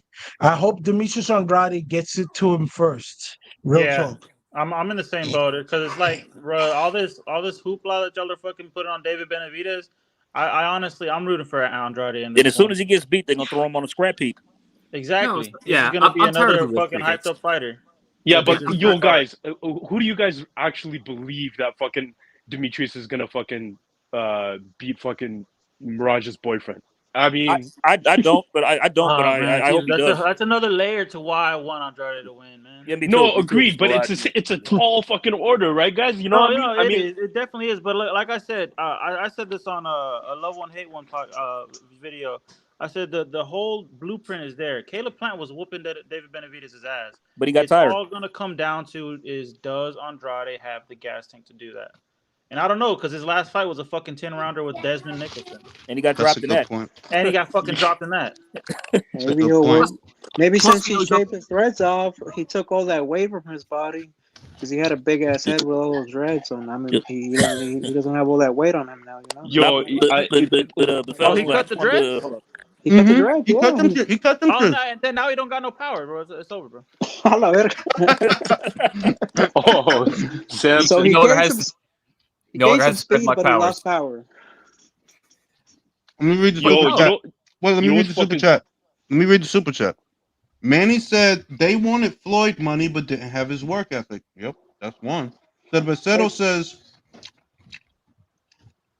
it took Saunders getting his face broken to stop fighting. What was Jermel's excuse exactly? Yeah, bro. At that time, people were Punches saying hurt, PBC. Jules. They hurt his arms. They hurt his arms so bad. Bro, Jermel really fucking disappointed me, bro. That motherfucker took my money and ran, bro. That's what He talked all that shit for a year. Bro, I hope y'all know it was over a decade worth of people talking all that fucking shit for years. For fucking years. I just feel bad for the culture that they hate on, you know. Saying. Did you guys see? Hey, did you guys see Stephen A. Smith talking up like, "Oh, we need to we need to feel sorry for Jamel because he Stephen doesn't A. deserve Smith all don't this. know He shit fought a the fuck defensive about. fight. Stephen And he was A. over there talking Smith. about, Deontay Wilder said that he's gonna knock He this is dude out so- and then he's gonna go party. motherfucking And I clown. believe him. Shut the fuck up, Stephen A. You don't know shit about boxing. He shit doesn't, is- and he keeps my- opening his mouth. My thing is that I'm gonna say this. The only reason I support Canelo is because I believe he's a good fighter. Not because he's Mexican. Not because of this and not because of that. It's because he's a good fighter. That's the only reason I support him. But the only reason you support Jermel is because of what he looks like. And that's annoying. That's annoying. The reason A why I cornball? support Canelo is that you know why I support Canelo is this. I don't want the Jalisco cartel coming in my house. That's why I really No, but it's some real shit. It's like, look, I'm a fan of Crawford, not because he's American, not because of what he looks like, because he's the best. I'm a fan of Inouye. Not because he's second fucking Japanese. Am I fucking Japanese? No. I I support him thought you because were. I thought you were born in Japan. well, my You're cousin was. going everywhere. Oh, Right? You- you- But it's like so when I see that, like, yo, fam, the only reason you capping and going hard is because of some childish ass shit. It's like, oh, I can't wait for you to get exposed. I can't wait. Because what are you gonna say then? They're gonna say they're gonna say Bro, they're it's gonna on say to the next one. We know Morel the and shit. game is on to the next one. They're gonna say, Canelo's ducking Morel type shit. Like I Morel's can't next fuck up. this. So be it. Yo, real talk. I gotta say that Cameron fucking review of fucking Mel, that video is probably one of my favorite fucking videos right now. Like, aside from other, like, before it was like fucking Radio Raheem interviewing Deontay Wilder when he went to this day, but this one's like taking that fucking ticket right now, man. Bro, Fucking hilarious. Cameron violated Jermel Charlo. He gave him a verbal ass whooping. Oh, yes, Probably bro, I worse saw than that Canelo's one. ass whooping. Let me say that. Let me read the super chat. Davis and David are the last pieces on the board. I agree. And if something happens to them, that's it. Silvecero says, I see where Boo Boo David fight going like the Plant fight did. However, you guys think an early body attack can slow David in the later rounds? Possibly. We'll talk about that fight a little more. What I loved about Cameron saying that shit about Jermel is it's not me. It's not Chris. It's not the boxing people. It's Joe Blow that's a casual boxing fan telling you, listen, I ain't going to sit here and split hairs over to this and to that. Fam, this is how the real world feel. Fuck all this boxing shit. Fuck all this YouTube shit and people on Twitter. This is how real people feel on the street. Like, fam, you ran. That's how the culture feels. It's how the Joe? culture ran, fam. Jules, Jermel's subsect is already hard at work on Facebook claiming that he showed ring generalship and he won like a number of rounds and how proud of him they are. Bro, dude, I lost it. When I saw that shit, I lost it, man. That shit was hilarious. I'm going to tell you what. What general was this? Robert E. Lee? Like surrendering at Appomattox? What the fuck was generals they talking about? The shit is this, that motherfucker, you don't want to be proud of him. You want me to be proud of him. It's not like, yeah. You know, long as we support him, it's all good. No, you want other people. It's not enough for them to support their own. They need our approval as well, which is I'm the telling weird. you, what was even funnier is his buddy chimes in and says, "Oh man, these people don't know what the sweet science really is. They're a bunch of casuals." And I'm like, oh my god, the delusion is strong. But the shit is, it's like, yo, fam, you could feel that way by your fucking self. The reality is you don't feel good until you come to somebody with that fucking nonsense, because in here, you know that's bullshit. You know that's bullshit. You want other people's approval. That's why you keep arguing. I don't need your motherfucking approval to tell you, yo, Jermel gonna get beat. I mean, I'm not gonna argue about it. You can think whatever the fuck you want. Jermel gonna get beat. I said Spence gonna get beat. I don't need your fucking approval. I don't need you to agree with me. He's gonna get beat. Simple, all right? The reason these guys keep coming to other people that don't share that opinion is because you don't believe that shit and you want approval. Right. Yeah, but the weight is like actual metrics. We look at fucking metrics and actually what happens, right? Stats. These guys are purely based on emotion. That's it. Yo, bro, I just put something in the private chat for a guy who barely had an amateur career fight fucking Beterbiev dead ass tooth and nail. Sure, was he losing that 7th round against Beterbiev Yard? But Yard gave it his fucking all. Yard gave it his all Yeah, against no, Kovalev. Yard gave Yeah, a lot facts, of Chris. He respect put up a to good that fight. fight. He put up a good ass So fight. so Facts, at the Chris. end of the day, you are a champion, undisputed champion, and fuck that. You've held multiple belts. I Sure, mean, be at one weight Chris, class, right? Earl And you Spence, even fucking though he did got that. his ass One at a whooped, time, fellas. Y'all not letting each other talk. Go ahead, Chris. Like you did all this shit, all that shit, bro. Like I'm not going to let anybody forget all the dick eating, all the disrespect, and all the bullshit that the Charlo God brothers damn. said about fucking Canelo. We will not forget that corny shit, B. You are fucking loser, bro. Straight up and down. And why are you not on fucking Instagram? You talk all this shit, right? Right? Where are you, B? Where are you? Where the fuck I'm are you? telling you that, yo, You- these dudes is embarrassing dudes that are supported by other embarrassing dudes. Like that's literally what it is. Like look, man. I ain't fucked up or nothing, but it ain't no winners over there, bro. All y'all cats is losers, fam. All of y'all. Danny, come on, like really, come on. Danny Garcia, really, fam. Garcia. Anybody out, yo, I would pick Conor Ben to beat him. I'm not kidding, bro. Connor at 47 parks that guy badly. At 54, when is his next? I badly. mean, when is his next Y'all fight? dudes is not nice, and the only reason it took so long for people to realize it is y'all isolated yourself from everybody. That's the only reason it took so long. You would have sent Mean Machine over there, bro. Thurman gets put in a box. Danny gets put in a box. Fuck is you talking about? It ain't nobody elite over there. Is he gonna fight Laura? Anybody know? Yeah, he gonna fight Laura on the undercard of Floyd Mayweather's exhibition in December. Oh shit! Okay, that's Oh, what he put that. they did that. Okay, but you know That's this what Jermel shit. This Wait, so Jermel that shit Floyd is shit's exactly real? why. Yeah, it's real. Apparently, No, hombre. this Jermel shit is exactly why he was never on anybody's pound for pound list except yours, Jules, and he probably shouldn't have been on yours. Look, everyone's I gave him his credit. It's not losing. It's how you lose. Like, yo, you need to be that dude at 54. The dude you was at 54, be that. But you got a puppy in there or something. Cause you ain't wanna, like, yo, y'all talk wild shit about John. Y'all talk wild shit about Billy. Y'all talk Eurobomb. Bro, them European guys is down to fight. Y'all not. Y'all motherfuckers down to act. Let me tell Y'all you not something. down to Let me fight. tell you something.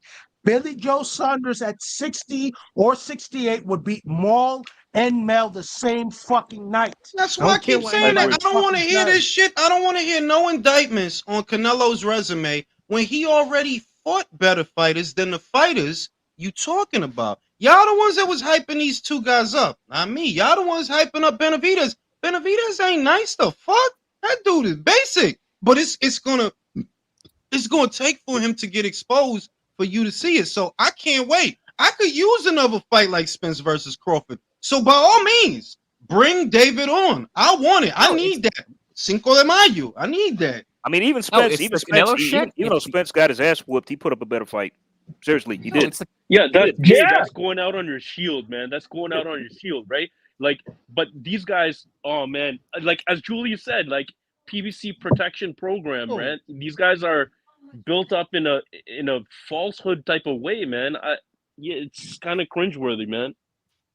Kind of. of. The Canelo shit, it's the Crawford shit, it's the Inoue shit. Like every time someone actually proves they're nice, oh, who was he fought? He fought It's some nobody. bro. He ain't It's some fought my jealousy. weirdo It's some nine. jealousy shit. That's what it is. It's like some jealousy shit that like they see Inoue. Oh, what he did, bro. If you don't know what he did, then why the fuck you even talking about him? You're not in a position to criticize him if you don't know what he did. If you don't know he's a 4-division champion. If you don't know he beat 5 world champions. If you don't know that, you the last fucking one that need to criticize him. But you high on Boots. For doing what? For doing what? I know I don't like being that way, but I'm like, let's be real. You only fuck with Boots because away from and what he looked like. That's it. That's it. That's it. Cause you telling me you mad critical of Canelo. You mad critical of Inoue. You mad critical of everybody. But him, oh no, Boots. What are you talking? Yo, that dude ain't do nothing. What the fuck? That dude ain't do shit. Fuck. He didn't look good Good against fights, fucking doesn't mean shit. Shukachin. He didn't look good against Shukachin. What the fuck are we talking about here? When that motherfucker was out here knocking everybody out, but Shukachin gave him basic fucking movement. And what was Boost punches touching? Air. He wasn't the Air. dynamic Boost that we saw with fucking Roman Bro, Rhea. Boost was swinging so wide and hard that he was doing 360s twice. Yeah, what they want to do, they want to turn. Oh, Bud is ducking Boots, bro. I'm telling you, it's like, yo, I can't waste time on dumb shit. All I can say is, yo, Doug, I can see that Bud would beat Boots, bro. Like, yeah, that them eggs need more bacon. Like, he ain't do shit that tell me you got something for Bud. I'm sorry. I'm not going to take it from the same people that was telling me Spence was going to win the fight. Nah, y'all motherfuckers don't know shit about boxing and need to be quiet. For real, like, you shut the fuck up, yo. You don't know shit about boxing. And speaking of Inouye, Yo, who the fuck is in traffic? Mute your mic, bro, because I can hear that shit. Yeah, speaking of Inouye, and give me time to say this because I just want to unpack for a minute. Speaking of Inouye, the guy, what's his name, Carmel, Floyd's new fighter. Oh yeah, I seen that shit. He's calling out Inouye for some reason. You guys want to know what I think? What's my theory? I think Floyd put him up to doing that. Bro, it's promotion by association. It's promotion by association. I mean, is it because like you Floyd is it? Why are you talking about Inouye so much? Because now you talk about him. Now your fighters talk. Is it because you're envious of the fact that, Jay, like, I'm gonna tell you. It's like let me four finish. people talking and Jay ain't even finished yet. I know that's why I said let me finish. But it's all good. But my theory is that like I think Floyd's envious. Are you envious because of the fact that Inouye's everything your fighters aren't? It never will be. Honestly, if I had to guess, before I pass it off, I'm gonna say that this idea that you have to have Floyd's record, right? The 49-0 or the 50-0, and that you have to beat a certain number. Yeah, that's bullshit, bro. What Inouye is doing for his country is monumental. Yeah, it is, bro. Like, he is a star over there, and this is what I think, Barbers Floyd. They don't love you over here, bro. They don't love you over here, bro. Right. They don't love you, bro. That's facts. You know that. You know why? Because you played the villain. Remember? You did that for the bag, for the bread. They don't love you, bro. They love him. And you can act, you can mention the money and all that corny ass shit. Like this a 90s R&B video with stacks of like, bro, who carries cash anymore? This fucking digital era, bro. Whatever, right? You keep doing all that corny, dated shit. I know that underneath it all, you wish they loved you the way they love many in the Philippines, the way they love Inouye in Japan. You wish they did. I see how his face looked. I see how his face looked when he was next to AJ, and the bitch cut him off. It's like, yo, fam, like I see it bothers you, bro. Unbelievable. Bro, he looked like that just crushed his whole world. It's like, oh shit. Well, even Mike Tyson said he was an insecure man. Even Mike Tyson said that. Are you talking about the Floyd Mayweather and AJ promo thing? Yeah, that shit was hilarious. That was highway comedy. If that wasn't a tall tale sign right there that you are really not liked by the majority of the people here, I don't know what is.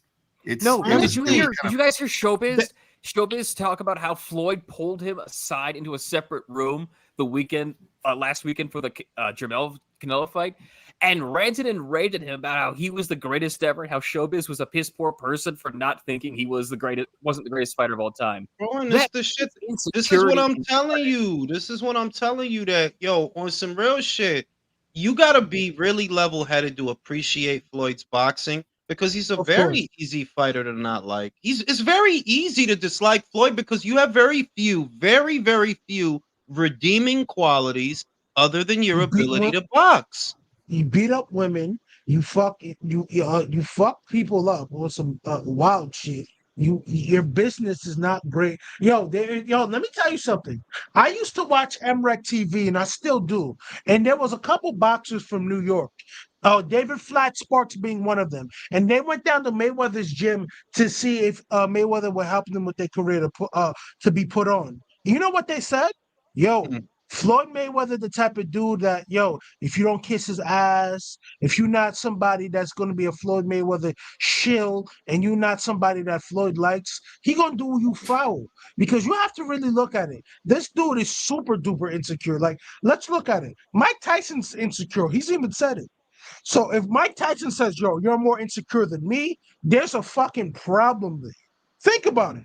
Mike Tyson's Let done me some read the super wild chat. Let me insecure. read the super chat. Glavo All right, says, cool. "Do any of y'all believe that this Canelo Charlo fight was fixed?" No, that's not a fight. No, it was fixed. It was fixed for Canelo to beat his ass. That's This, what it was fixed for. let me tell you, look, at the end of the day, Glavo, everybody's entitled to their opinion, but you want mine? No, that's not a fixed fight because you don't have to fix it. Charlo was not that good, and he was never that good, bro. Not on the level of a Canelo, and that's what I've been saying the whole time. That when you look at those fighters that are over there, what's consistent is that y'all really don't leave y'all bubble. And to know who the best is, yeah, you gotta leave the bubble. For example, how did you know that Lomachenko was a good dude? That at minimum he can fight. He moved up in weight, and his first fight was Linares. Linares, quiet as kept, was #1 at the He time. was the It man. He wasn't was the dude. Mikey. It wasn't Mikey. It was at 135 at that time. The Ring magazine and #1 lightweight in the world was Linares. Jorge Linares. And he fought him in his very first fight. It's shit like that that lets you know, nah, this dude is not a bitch because you ain't gonna be fighting this guy in your first fight at 35. And look at Devin. Let Look, me tell I you. don't even wait. I don't even think he beat Lomachenko. But how do you know he's not a bitch? His first fight at 140 is Regis. Hello. Chill, man. Like, that's not for play. That ain't no. That dude will send you to the moon if you not careful, bro. So it's shit like Man, that that lets you know that, can I like, say yeah, something, Jules? yeah, Bro, I just want to say something. If you're a young up and coming fighter, bro, don't go to Mayweather Promotions, bro. This motherfucker steals all the shine, bro. They're trying to ask Carmel Moden a question, and Floyd automatically answers it, bro. Like, Can't stay out the camera. this kid is all nervous upstage, and he's trying to, like, answer the questions and say something, and Mayweather just keeps interrupting. And I feel like, bro, that he's actually jealous of his fighters, bro. That's why I think he's he kept jealous of putting Canelo, bro. People gonna think people gonna think, yo, you just a Canelo fanboy. I know what the fuck I'm looking at, bro. That dude does not like seeing other people succeed, bro. He do not like. He don't like seeing his own fighters succeed. He don't like seeing his own people succeed. He don't like nobody succeeding but Jules, can I him. tell you? It's because Can I tell you the Canelo reason? started making millions Can more I earlier can than I him tell in you? his career. I gotta Floyd add Mayweather one started thing making about millions that. when he was older. Can I tell About you the this reason because why? I'll let you run. Do your thing. But I was gonna say the real reason why Floyd doesn't want to see other people win, because this is what I think. I always bring this back up and people just try to dismiss it. Floyd's childhood and Floyd's upbringing sucks. We all know everyone has their fucking trials and tribulations. We all understand that. But if you know how Floyd's childhood was, and dog, he had a bullet lodged in his leg due to his father for beating up his mother, bro. He didn't grow up the best. We understand that. And from what I see objectively, I'm not a therapist. I'm not anybody. This is just like what I see from a level-headed thinking man. Yo, Yeah, that's a that really guy good went. observation. Yeah, That's a great observation. Yeah. Because that guy's went through he hell. does have problems. He does have problems, Yeah. and when those problems are from childhood, those are on a continuum, meaning that they're not very curable. You would cure them with talk therapy, and you can't cure it with any kind of form of medication. You actually do have to go to talk therapy to work these things out. Dude, And his dad narcissism used is him as one a thing he does bulletproof have. vest. There One ain't no at a therapy for time, that. guys. Y'all He does cutting have each other off mid-sentence. really quick. Narcissism is on a continuum. However, as you get older, with testosterone levels dropping, it wanes off. It really does. It does start to decrease, and you start becoming more of a incel, or you start kind of resenting other people around Yeah, you. you become In his reclusive. case, Yes. it's really rare that he's out there just showboating, still trying to steal the limelight, trying to do all this. It's really desperate, and it's really sad. The guy really needs to go to therapy. Look, And I I would don't even say think I this. I would say this. This is what I'm gonna say, right? Because a lot of people have fucked up childhoods, right? A lot of people do, right? So and that's awesome, right? But guess what? I don't fucking care. That is not my problem. No, it's not my problem that you're an asshole here today because your daddy ain't shit and your mommy ain't shit. Thank I you. don't give a fuck. I don't care at all in any capacity. So all I see in Floyd is a very small narcissistic person who achieved a lot in his career, but that's really all he has in terms of a persona. And now that that's over, he's kind of lost and he don't like people doing good. Like think about it. At the Canelo's fight, about 2 fights ago or whatever it was, what does he do? He goes on a rant about Canelo, Yep. about how he's so easy to like, bro. No, but I cooked that dude easy. It's like, okay, we know. We know. Like, We saw it. Congratulations. Like you did that. Like, why you, in other words, that's like talking about a bitch that you fucked 10 years ago. You must not have done much since then if you still Exactly. talking That's about that that. Gotti shit. Jules would have Well, shot you. you know what though? Floyd, in a way, in a sense, is showing that he doesn't care about taking care of a 17-year. I mean, taking advantage of a 17-year-old kid, fighter. The kid's 17 years old. I mean, come on, man. But it's You the should be. same thing. It's the same thing with Floyd and Oscar. They talk more about themselves and other fighters than the guys in their fucking stable. Yeah, but at least Oscar makes proper. Like, look, Oscar, and you know what? I'm gonna say it. I think he watches. Oscar's more self-destructive, also. Yeah, He's way but more I self-destructive. think he watches the relay because right after I said the shit, he makes that crazy looking video. I said, "Yo, y'all need to work together. All of y'all need to work together." And he made that video after that saying, "Yeah, we all need to work together." I'm like, "Yo, does this dude watch the relay and say?" I don't know. Hope he does. Yeah, but like I don't know who said it. Oscar is more self-destructive because he has borderline personality they're disorder. both borderline His mom used to personality. beat They're him. both narcissists. I mean, if you watch Yeah, the but Oscar doc, Oscar said, "I made all that shit up about my mom wanting to win the medal for and all that shit." Well, Don, inevitably, as Julius said, right? There's a point when you see other fighters exceeding him, exceeding his records, and then also before I forget who said it, maybe Jay, I think Jay said or Chris said it, adoration, right? He sees that the masses really love these fighters for who they are and they're representing a country and so on and so forth, right? And because he's never got that, he feels like he has to like always kind of like hammer it into the public. And it's just you shouldn't be retired from the sport officially for at least, I don't know what, it's been 5 years since the Berto fight, right? And that was his official retirement from pugilism, maybe 5 or 6 years, right? It's been a while. And you shouldn't still be telling people who made the most money, who did this, you're not supposed to be the one saying that. They supposed to say that. The reason you gotta say that is, yo, look, quiet is kept. And I said it, Jay, I said this, you gonna remember.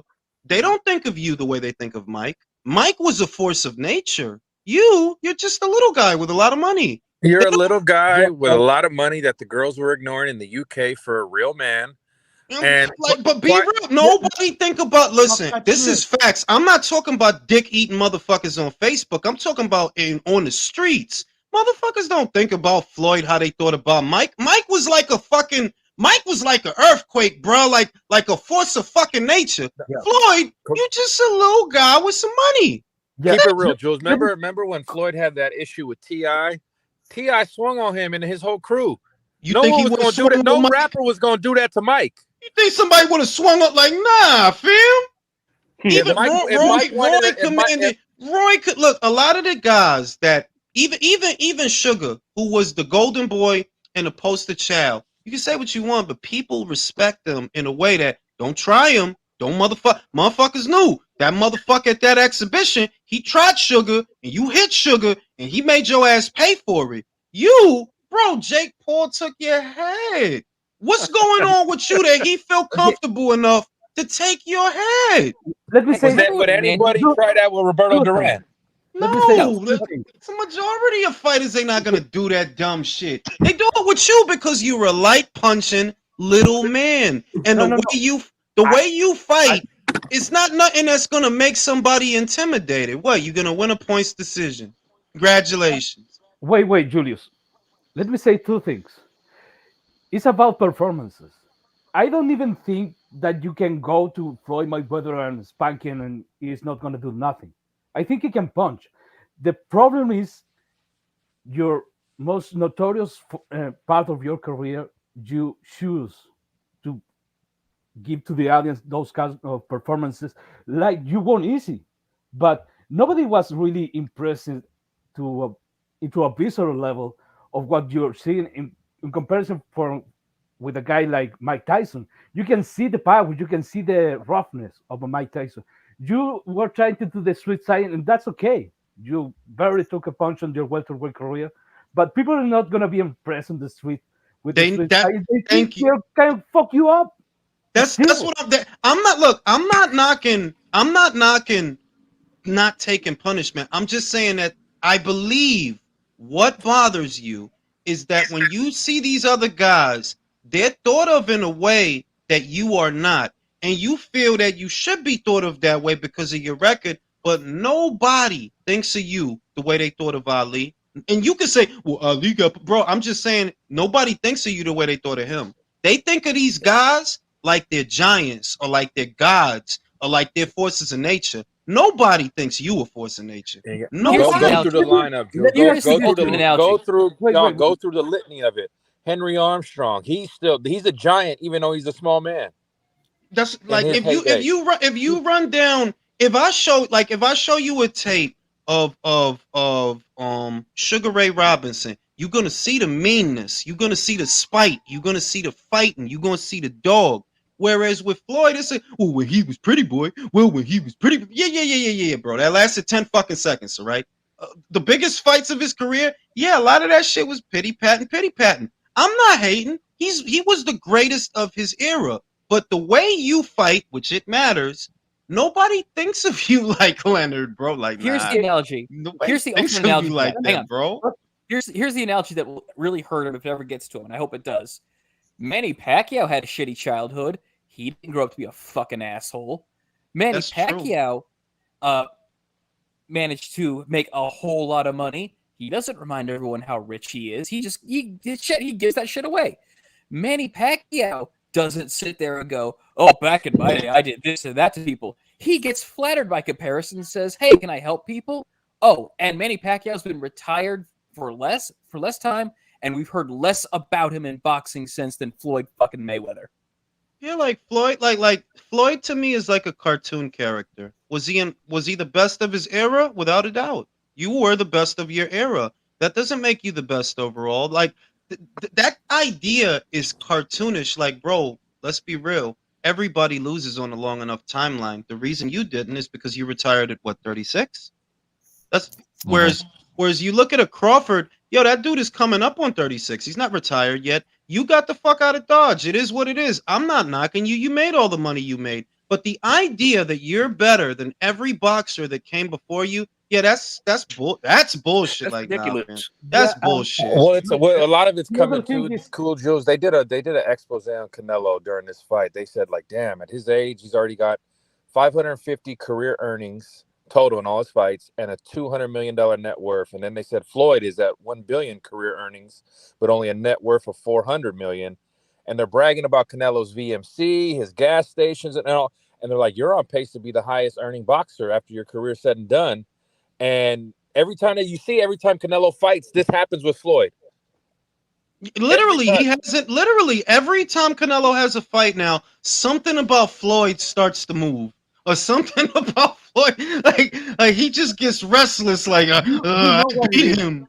Look, bro, VMC, motherfucker, VMC. Floyd don't have VMC drinks. I mean, we're never going to see Canelo do this kind of stuff. It's not going to happen. And that's the other thing that when Canelo retires, he's not going to show up and do all this shit. Let me say this. Floyd is a piece of shit personality, and the only people that obsess about him, honestly, are other pieces of shit. Because what I see is, I've never heard Chocolatito say, "I'm greater than Roberto Duran." He never disrespects the people that came before him. I never heard Canelo say, "Yeah, I'm greater than Chavez. I'm greater than Finito. I'm greater than Salvador." I never heard him disrespect his elders like that. Only a piece of shit like Floyd, who represents other pieces of shit, would look in the past and try to belittle it to aggrandize himself because nobody does that, bro. Nobody else. Just a piece of shit like you. Oh, nobody does that. Everybody respects their elders and their forebears. Not a piece of shit like you. Talk about it. I could even go. Remember during the pandemic, the Jordan documentary came out, and they asked him, "Do you think you're the great?" He's like, "I don't know, because I would have wanted to compete against those other guys. I would have wanted to beat them." That's a win. Like maybe because he comes from such a fucked up childhood, right? It makes him two-dimensional. It's all he knows. It's all he knows how to be. It seems like it's the only thing he knows how to say or talk about because he doesn't say anything else, right? He just says the same shit, the same material. It goes back to your original thesis. He is insecure, and he stood in the same lane these other guys did, and didn't. When you always bring up 50 Cent and Jay-Z, yeah, Floyd hasn't evolved. He hadn't evolved. He's still Pikachu while you got to put a graphic up. I'm trying to tell you while Squirtle has turned into Bulbasaur and all the other shit, right? If Jay doing this new shit, 50 doing this new shit, bro, you still Pikachu. You still literally doing the same shit that you've been doing. You didn't evolve. You didn't change. And if you're the same way now that you were 20 years ago, you're a loser. Yeah, but Jules, you know what? It's upon what you were stating. Like, what he's looking for is adoration, but what he's doing is it's kind of envious adoration. He wants people to be envious of him, and then to create that adoration. But it's actually backfiring him. It's if you guys remember in grade school, like infantile type of shit. Oh, look what I have. You're wanting your peers to adore you, but out of envy, but it backfires usually. No, not envy, out of approval. Yeah. What he wants is approval. The other thing is, look, I'm not even going to knock him because I think that's just the human instinct to want to be accepted, to want to be approved of. And I think what bothers him is for the immaculate record that he claims to have and all of these statistics that statistically are supposed to make him the greatest, people don't believe that. And I think it bothers him that, you could run down those stats and people don't believe that shit because I saw a lightweight in Roberto Duran take on the #1 middleweight in the world. Did you do that? No. And you would never. All you would do is sit there and talk. You talk. Oh yeah, he's straight up and down with straight line. Yeah. That sounds awesome. Did you fight him? No. All right then. I'm not gonna think of you the way I think of Duran. I'm not gonna think of you the way I think of Leonard and these other guys. No, I'm not. The problem with Floyd Mayweather is he constructs a very formidable resume and legacy. If we are talking about boxing, but that resume, that legacy has its limits, and he was the best fighter of his era, and now there are coming other fighters, and their accomplishments are rivaling theirs. I'm sorry. I agree with that. Was Floyd Mayweather ever undisputed? No. And all he'll say, and this is how you know that it comes from a childlike place, because he'll say that, oh well, that stuff don't matter. I can't feed my kid's legacy. Okay, then what the fuck are you talking about it for? And why are you bringing up the champions you beat then? If you can't feed them, that's you see what I'm saying? That he'll say things like, oh, the legacy is this and the legacy is not important. Okay, then why do you keep talking about it? That to me is super impressive. Do I think Crawford has a better resume than Floyd? No, I don't think that. But I do think some of his accolades, they're really impressive. That he was lineal in every division that he fought in. He was Ring Magazine in every division that he fought in. This man barely ever had a close fight. He barely ever lost a round. He's 2-time undisputed in the 4-belt era. You were 1 fight away from undisputed, and you didn't even try. Why? And who's had more impressive run at 147? Whose fights have all ended in stoppages?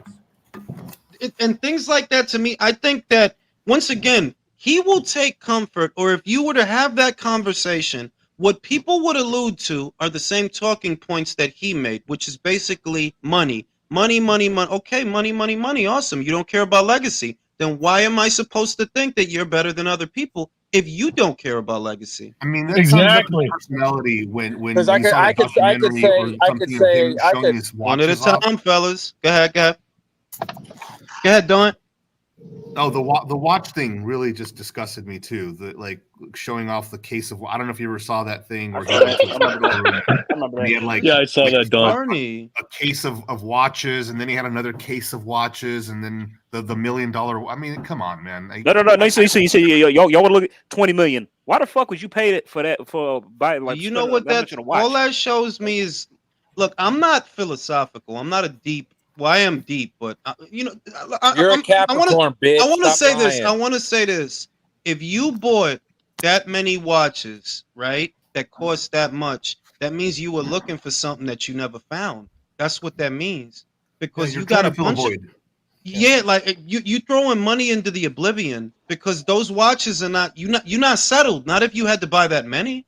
You bought a bunch of cars. You're not settled. Not if you had to buy that many. Don't tell me this is what people with money do, because I don't see Elon Musk showing everybody A, B, C, and D. What he talks about is what he means to accomplish. That's what you see him doing. Jeff Bezos got more money than you, bro, and I don't see him. Yeah, I bought this watch, yo, and I did this. My cars, no, they don't buy. They don't buy the watches like that. But they all spend money, but like watchmaker, if anything. Exactly. I'm gonna buy like Elon Musk. Elon Musk is gonna be like this. It's like this. Elon Musk is gonna be like, no, Elon Musk is gonna buy a Picasso for the same amount the watch is, but I'm like, okay, that's gonna be worth 30 million.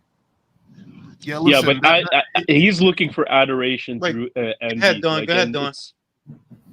It's this way. Like if his accomplishments in business were equivalent to his accomplishments in the sport, we would be having a different conversation. He wouldn't be showing us his watches, and Showtime would still have PBC, and it would probably be one of the biggest networks to host boxing ever. But that's not the case. He's so self-absorbed, and in a way he is self-destructive, because he's just spending a lot of money, and he's always having to put on some sort of fight to make more money, because he's had a lot of money issues. Even though, despite the amount of money he makes, he spends more than what he has, and that's a problem. I mean, I don't see what he's done that he would have got a return on, given his spending habits. That you're saying that you spent $20 million on a watch, and that you spend that kind of money on watches.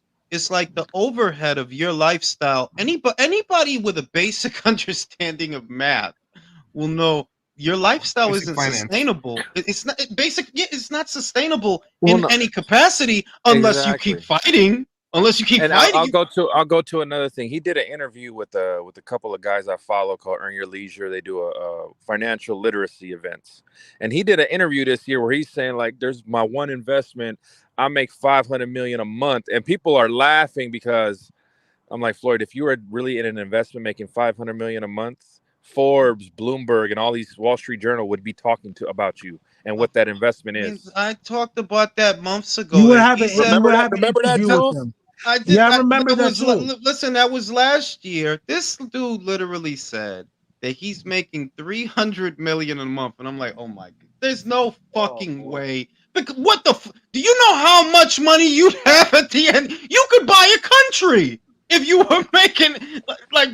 Oh, his he shit would is have looking. to be. He would have to own every cobalt mine in Africa, every oil, like a couple of oil reserves. Anything with natural resources, that man would have the expendable capital to purchase comfortably. This shit is just saying that he made smart investments, because he still says that shit to this day, which is how you know. No, you didn't. You just keep repeating the same thing because you don't know what else to say. He made smart investments. What are they? And the clear indicator is, look at Floyd's friends. Floyd doesn't hang out with ultra smart business people, just like Oscar. They get insecure, so they stick to the boxing crowd because they can talk stupid. Because you haven't moved on from who the fuck is going in their closet?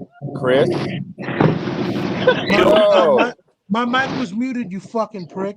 Nah, fellas, it's me. I'm out, man. I gotta roll, man. I gotta roll, fellas. But I'll catch y'all on the next one, man. We're not your chick, bro. You don't gotta tell us you gotta go. Fuck off.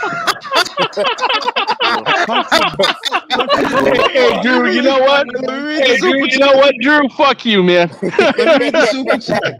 Domo said DB versus Andre, the battle of who sucks less. That's Yep, that's true. that's what that is. That's Battle what of that the is. mid. But let me ask y'all Battle something. word, right? Battle of the mid. Let me ask y'all something right quick about Floyd. Like his ego was so fragile that I think if he ever took a loss, he wouldn't have been able to process it. And let me explain. Because who feels the need? I mean, AJ, but Chris, sorry let I to cut finish, please? Let me finish. All right, bro. I got you. Because who feel? I mean, because who? Okay, who feels the need to brag this much over a win 10 years later? That's what Like I said. that's. I mean, Look. so yeah. It's like when Irv Gotti started talking about how he fucked Ashanti. It's like, well, yeah, I kind of figured that because she was a young joint. No, because not even because he was, because bro, come on, it's Irv Gotti, but you see how it go down. Like, well, you was in charge of Murder Inc. and she was just a young thoughty at the time trying to break into the industry. So people kind of figure that you probably laid some pipe in there once or twice. The fact you still talking about that though, I after mean, all so these years, just imagine how he would have took an L. I mean, I don't think he would have accepted it or been able to That process it. lets me know though, Jules, that Irv Gotti is so distraught because he really didn't lay the pipe. bro. And If he, you still, bro, if he you didn't lay it, Jules. He didn't lay it right. Think about it. What situation would you have to be thinking? What situation would you have to be in, right, today that you thinking about a joint you shagged like 14 years ago? What, like, huh? Why would you still be thinking about that, fam? Like, you That's ain't. sad, man. I'm saying that's think of, like, what's going on. Like, if you got laid just now, you just got the best dome ever just now. Why the fuck would you be thinking about a bitch from 14 years ago or whatever? It don't make There's sense. something literally wrong with Irv Gotti with that shit too, though. I'm saying my thing That is Irv that Gotti shit that's was some really weird, loser though. shit. Motherfuckers really. I believe that this era made it all right to be like a loser, because it's like, yo, like that was my first thing when he said that. Yo, why are you still talking about some pussy you got mad years ago? That's like bragging on bitches you fucked in high school. Like, why would you be doing that at your age? You're right. It's the like, let me cook. It's the internet. It's the podcast community. Like we talked about it last week. This is the first era where men, and I say that fucking in quotations, are complaining about whores and whores doing whore shit. Yeah, Jules, pretend you're Doc Holliday in the Old West. Are you worried about what the whores are doing in the saloon? Are you gonna go gamble and fucking make some money and then deal with the whores? That's the shit I'm saying. That like that whole like I get. Look, I understand. I get that some of the shit they say, but at the same time, bro, whores have always been whores. It's not like they just popped up this year. Them bitches always been like that. That's not actually new. What are you complaining about? That the whores don't want to marry you? Like, and then like we never wanted to marry the whores. We wanted to Ain't fucking the saying is you don't turn a hoe into a housewife? Ain't that the saying? Yeah, like, because when they talk about these joints, like, oh, the joints that's doing the OnlyFans, yo, fam, selling cooch is the oldest business in the history of business. Since the inception of currency and wampums and all that shit, bitches Yeah, been but selling cooch. Jules, like imagine you're the first man that ever got fucking head or fucking she lets you put it in her butt. You're like, I need that again. I don't. Who's gonna let me do that? I got some shekels for you. I need that, baby. So if in biblical times, literally in the Bible, if in biblical times that they mention whores, right? So clearly this is not new. This has been this way. It's not new. And they trying to make kind of making it seem like a good woman was ever easy to find. Well, nah, good women, good people in general have never been easy to find. Ever. That's not new. Easiest way to find a good woman is to be someone who isn't a fucking loser. That's just like you looking at joints. I see what it is that you looking at joints that are out of your league that would not give you the time of day, and you mad. That's all I see. Like why? Because why would you be worried about what some OnlyFans bitch is doing, bro? That's her cooch. That's her ass. The problem is, ain't none of my problem. Read the super chat. I never seen a dude run that much since the underground.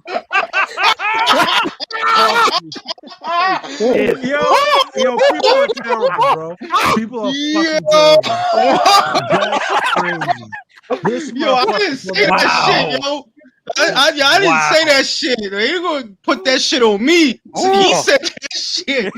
The police said caramel mocha will not accomplish the same feats as Inui. Facts, Caramel like mocha. Oh my. Oh, bro, you called him caramel mocha. I just, And it's this first era where dudes are falling in love with virtual girls on OnlyFans and cam models. Bro, you seen her with Joaquin Phoenix? Yes, that's what we're living through. That's where this shit is going, bro. That's where this shit is going. I mean, bro, that Like, shit was. have y'all seen? Has anybody seen that new movie, The Creator? No, I didn't. Look, but can I? Look, I got a confession. When she left, I did cry a little bit. I ain't no bitch. Yeah. No, But when you she like the left, story. You like the story. You're a Capricorn. I did get a little bit choked. Nah, I got choked up a little bit. I mean, Jules, that's not even a bad movie. It's interesting because I just couldn't stop watching. This is weird, but it's like it's you know what? I felt bad for the look. I felt bad for the dude. That's what it. I felt, I seen this shit. I'm like, yo, this shit is really some shit, and I could see that that's kind of the direction that people are going in because people seem to value their time online more than their time in the real world. That you could see how that losers in the real world, bro. If they were winning in the real Fit world, X? they would not be there, bro. Come on, Like when you guys go watch that movie, The Creator was good, y'all. But it's like it got to the point where they just casually show it, but like it's conditioning. Was that with Denzel's son? Yeah, there was real people in relationships and love with they synthetic robots. Wow. That shit is crazy, bro. I might look at that because shit I is said fucking crazy. that I ain't going front. That genre's type crazy. Who's seen Ex Machina? Oh yeah, Yeah, that was a fucking wicked movie, man. That shit was wild, bruh. The bitch actually got out. Shout out to Clavo. Exactly. Just been debating idiots who claim that it was fixed. Yeah, there's nothing to fix about that fight. That's just an elite fighter fought a not so elite fighter. You know what I mean? And people just wanted to be more than what it is because they got it wrong. You know, they got it wrong. You know, I did a video on it earlier today about how to Aki chop cheese TV with a loose. Yeah, that shit was corny as fuck, bro. You know what I'm saying? I saw that like, shit. It's Aki chop cheese picked Aki chop cheese literally picked Charlo to win the fight, right? And so that after the fact, you can I told you. It's like it's some comedy shit, bro. Like I can't even really get mad because I'm like, yo, if anybody should be mad, it's the people dumb enough to listen to these guys because these guys don't know shit about boxing. I mean, like, see, the sad thing is, like, the sad thing is, I actually won. The motherfuckers super chatting them. The motherfuckers that place their bets after watching those shows, yo. You're like, well, I won $50. I won $50 from somebody. He actually wanted to bet me that Charlo was going to win. I said, bro, why do you want to bet me $50? He's not going to win the fight. Why are you doing this? And I don't really get a clear answer. But I'm like, okay, it's your money. And after Canelo wins, okay, he paid me. As I told you. AJ, I'm a little upset that you even had to ask him that. You don't ever ask a sucker why they want to do something stupid. Well, no, the thing is, he's been watching boxing for a while, and he should know what to expect by now, but he doesn't. He's still acting like a casual. You know what I mean? And I think it's just a misguided attempt that he wanted Jamel to win because, quote unquote, he's you know what. So, yeah, you have a right. You have a right. Remember that movie, The Rounders, where he says, "It's your duty to never let a sucker stay with his money." Remember he said that in Rounders? Shout out to Luis Puente. Luis Puente will Viola Davis. Everybody like, look, I'll take it down. I don't give a fuck. See what you started, Jules? Everybody consume with Viola Davis now, bro. Yeah, like I'm just trying to help y'all appreciate the goodness. George said Floyd played the role people wanted him to play, and got too used to it. I think he secretly wants to be humbled in some way. He's the undefeated villain. I just think he wants like the American public to treat him the way that the Filipino public treats Manny. He wants to be thought of as a beloved figure. And I think he also knows that's never going to happen.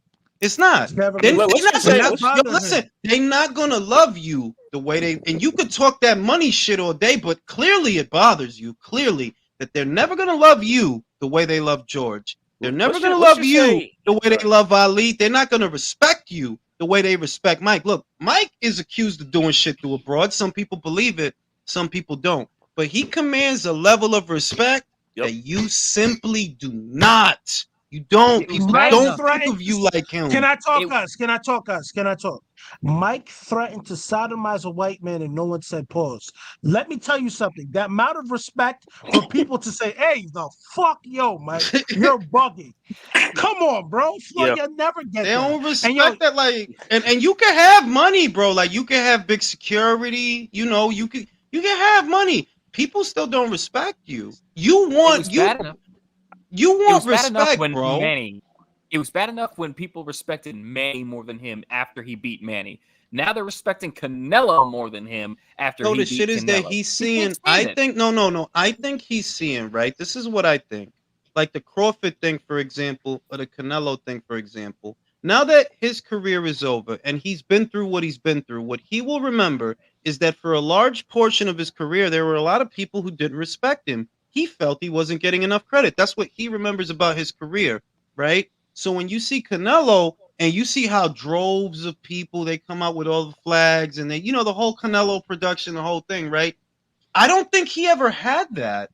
You know what I mean? Like, I don't because think there was a, Canelo has a country behind him, bro. What the fuck did he but not? that's my Does he not have simple fucking understanding and logic? Yo, Canelo's Mexican. Mexicans like good fighters. Win, lose, or fucking draw. Let's put 1 + 1 together to get 2, Floyd. The fuck is wrong with you? I'm This saying motherfucker. that he can. I don't think he can remember a fight or a performance that he had where the people showed up and showed out for him. Because remember, with the Ricky Hatton fight, the Brits came over for Ricky. They did. They Because came over for Ricky, Ricky. Ricky is British. Good God, Floyd. All right. When you think about the Oscar De La Hoya fight, in other words, the biggest fights that he ever had and who the people showed up to support, like, well, the Cotto fight was big because Cotto had the Puerto Ricans behind them. The De La Hoya fight was big for obvious reasons because De La Hoya had the Mexicans and the Chicanos behind him. And the same with Canelo when you fought him. That when you think about the biggest fights of Floyd's career, you were never really who the public liked. You were never the hero, and you're human. You're not a machine. I know that you would like to be thought of in a better light. I know you would like to be respected. And what I think bothers him is he knows, a lot of these young guys get the respect that I didn't get. Canelo gets a Because level of also, respect I that mean, I Jules, didn't let's get. say Can that I? Floyd got all Can the I say? attention. But one second, hold on. Let's just say that Floyd got all the attention that he so craves or seeks. Will that be enough to fill the void in his soul, or will he make him worse? No, Not because he no. didn't get to experience it at the height, at the peak of his powers as a man and as a physical specimen. He was attacked. He was attacked. He was called a coward and he was belittled and berated. And this was at the height of his powers, right? So he sees some of these other guys that their life experience is different than his. They're like, no, some of these guys, they get in love. They get in praise. People coming out showing flags and all this bullshit. And I think he wants that. Like he a part of him, he would like to be thought of as someone who's endeared because Mike might have been a villain for a period in his career, but here today he is beloved. Everybody, come on, B. Who don't love Mike Tyson, B? He was beloved before that villain era, bro. Just letting you know he came in beloved How and he the left fuck you beloved. gonna let me know when I know. My point is that even though Mike became a villain for a time, in his old age, he is not only revered, but he is respected. And Floyd sees this like, yeah, George might have been a bad guy when he was young, but then he came back, he did the commercials, and people liked him and they love him now. And he sees that. I think he notices that a lot of the guys, a lot of them, they get love. And he don't get like, bro, who love Floyd, bro? Come on. Aside from weird guys online, aside from them, people don't be crying. Like, you don't be bugging By the out way, over no Jules, Floyd. Virtuoso's backstage. I'm already here, man. And what you call it, like Ju- Jules, like when Mike got caught up with his shit, everybody was like, nah, Mike ain't do that to that broad. Everybody, when Floyd kept getting caught up in his shit with women, are like, yeah, you a little bitch like that. Yeah, Facts, dude. My pops to this day still thinks that Mike is innocent. He didn't do it. Bro, Yeah, you but want me to be cop honest? that. I still think he's innocent. I'm Yeah, not Jules, even I playing. agree. I agree with my pop. I think Guys, Now, do I think Mike raped her? No. Do I know Mike was hitting bitches? Yes. yes. Yeah, You probably get do that, this, yeah. but Floyd, he has to pay for endorsement or adulation. Like he had to pay Rick Ross and fucking Justin Bieber to like come out with it. You know what? Whereas I think like probably he strolled out with Terrence just as is. He didn't probably ask for money or He probably did that any for of that free. shit. Yeah. Yeah, he Yeah, I goes, don't, you yeah, know I don't what? even, yeah, I don't, yeah, honestly, I don't even think he asked for dough because the way it happened is like, I don't think there was a monetary exchange for that. I think he just did that on the strength. He Or did him he, solid. He did him solid. He heard your fan. He's like, I'll walk out with He's you. like, just you could see M was like, just give me tickets, and they got him comp fucking ringside seats. And M didn't even rap his fucking song. He just came out with them. Exactly, but Floyd has to pay these guys for like celebrity endorsement and or kind of adoration, going like, "Yo, man, these guys fucking love me," but he's paying them. There's no way Justin Bieber is gonna come. You know to what be it like is too, though. I tell Jules this all the time. Rick Ross, come on, the man. fighters used to command respect from the underworld. Motherfucking Ali had fucking cartel bosses, mafia bosses going to watch him spar, going to do all that type of shit. Like motherfuckers didn't respect Floyd. Don't respect Floyd like that in the street. motherfuckers really don't like. That's one of the things. I think that's one of the anomalies of Floyd that is different than other fighters. That bro, it wasn't nobody out here gonna talk no shit to no. You think a motherfucker would have walked up on Duran and took his hat? Hell no. Hell no!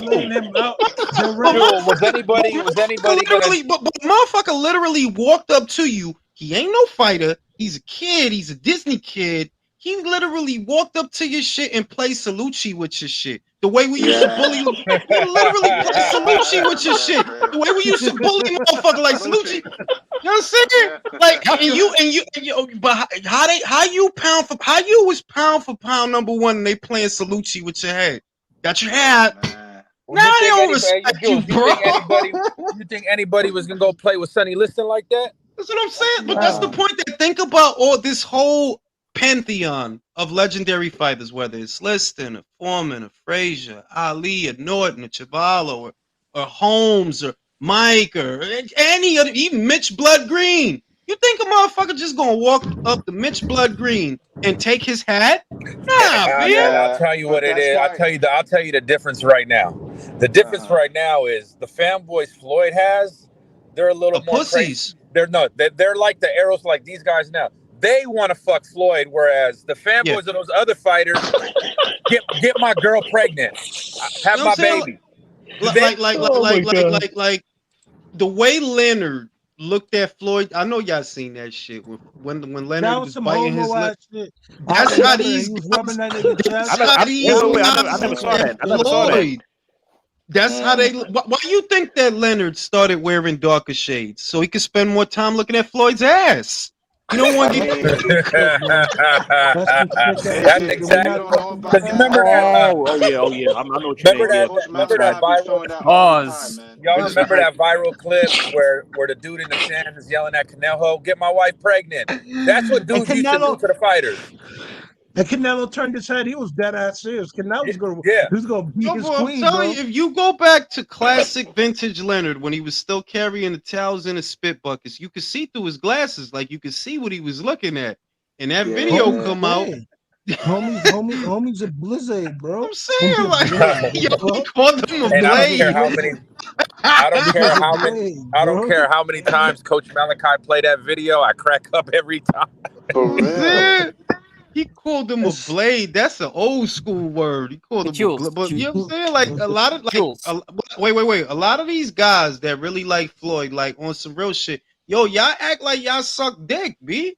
Like, y'all act like y'all really act like, for real, like they act like they suck dick, like the way they talk, like that Floyd got the money, he got the money, like what's the matter with you, like, bro? Are you spending any of it? What do you care how much money he has? This shit is crazy. It's crazy. It's the same thing with the Tyson Fury fans. Like Tyson Fury's worried about Ngannou's Corey, they're worried about Fury's Corey. They worried about Floyd Corey, bro. They like y'all got that weird energy to like, bro. You don't give a fuck about Floyd boxing, bro. Yeah, but Fury is a flamer, right? You know that, right? Yeah. Hey, but Jules, you know what it is, right? Go ahead, Leo. Wait, y'all be cutting each other off. Go ahead, Leo. No, sorry. I wanted to ask you and the people on the panel. We saw Floyd Mayweather's resume. We saw his record. Let's talk about Floyd Mayweather's career at welterweight. What do you think were the fights that he could have done better. I mean, he could have stopped the guy. I think He could have about maybe stopped the one fourth or Manuel five. Marquez. He could have stopped Marquez. He could have been a little bit more offensive against Manny Pacquiao. He could have stopped Robert Guerrero. I don't know how you don't stop a blown up featherweight. Carlos Uh, Valdemar. Carlos Baldemir. He could have. He Wait, could have. He could have. when you say could have been better, what do you mean? That he should have been able to stop the guy? Is like that? Yeah. Yeah, Yes, he was because supposed. He for was supposed. example, when I see the Cotto fight, dude, Cotto was ready to go. Really, Yeah, but Cotto wasn't welterweight. Cotto was 154. but he fought him at 154.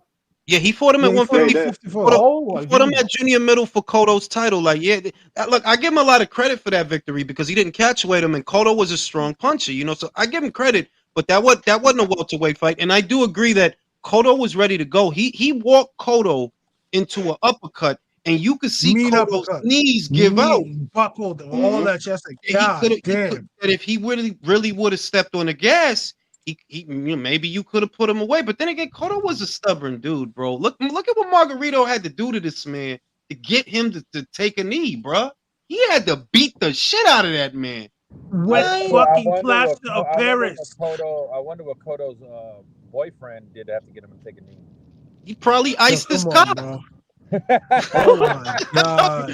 Oh no, bro. Who cares? On, bro? Yeah, Cotto made Margarito look worried about what his boyfriend was doing. That dude went from Mexican to Korean within one fight. And they show Cotto in the bed with another man, and they both in their chonies. And look, bro, that's some weird shit that I choose not to keep revisiting that, Drew. I don't know why you keep revisiting. Like, bro, I don't want to think about that shit.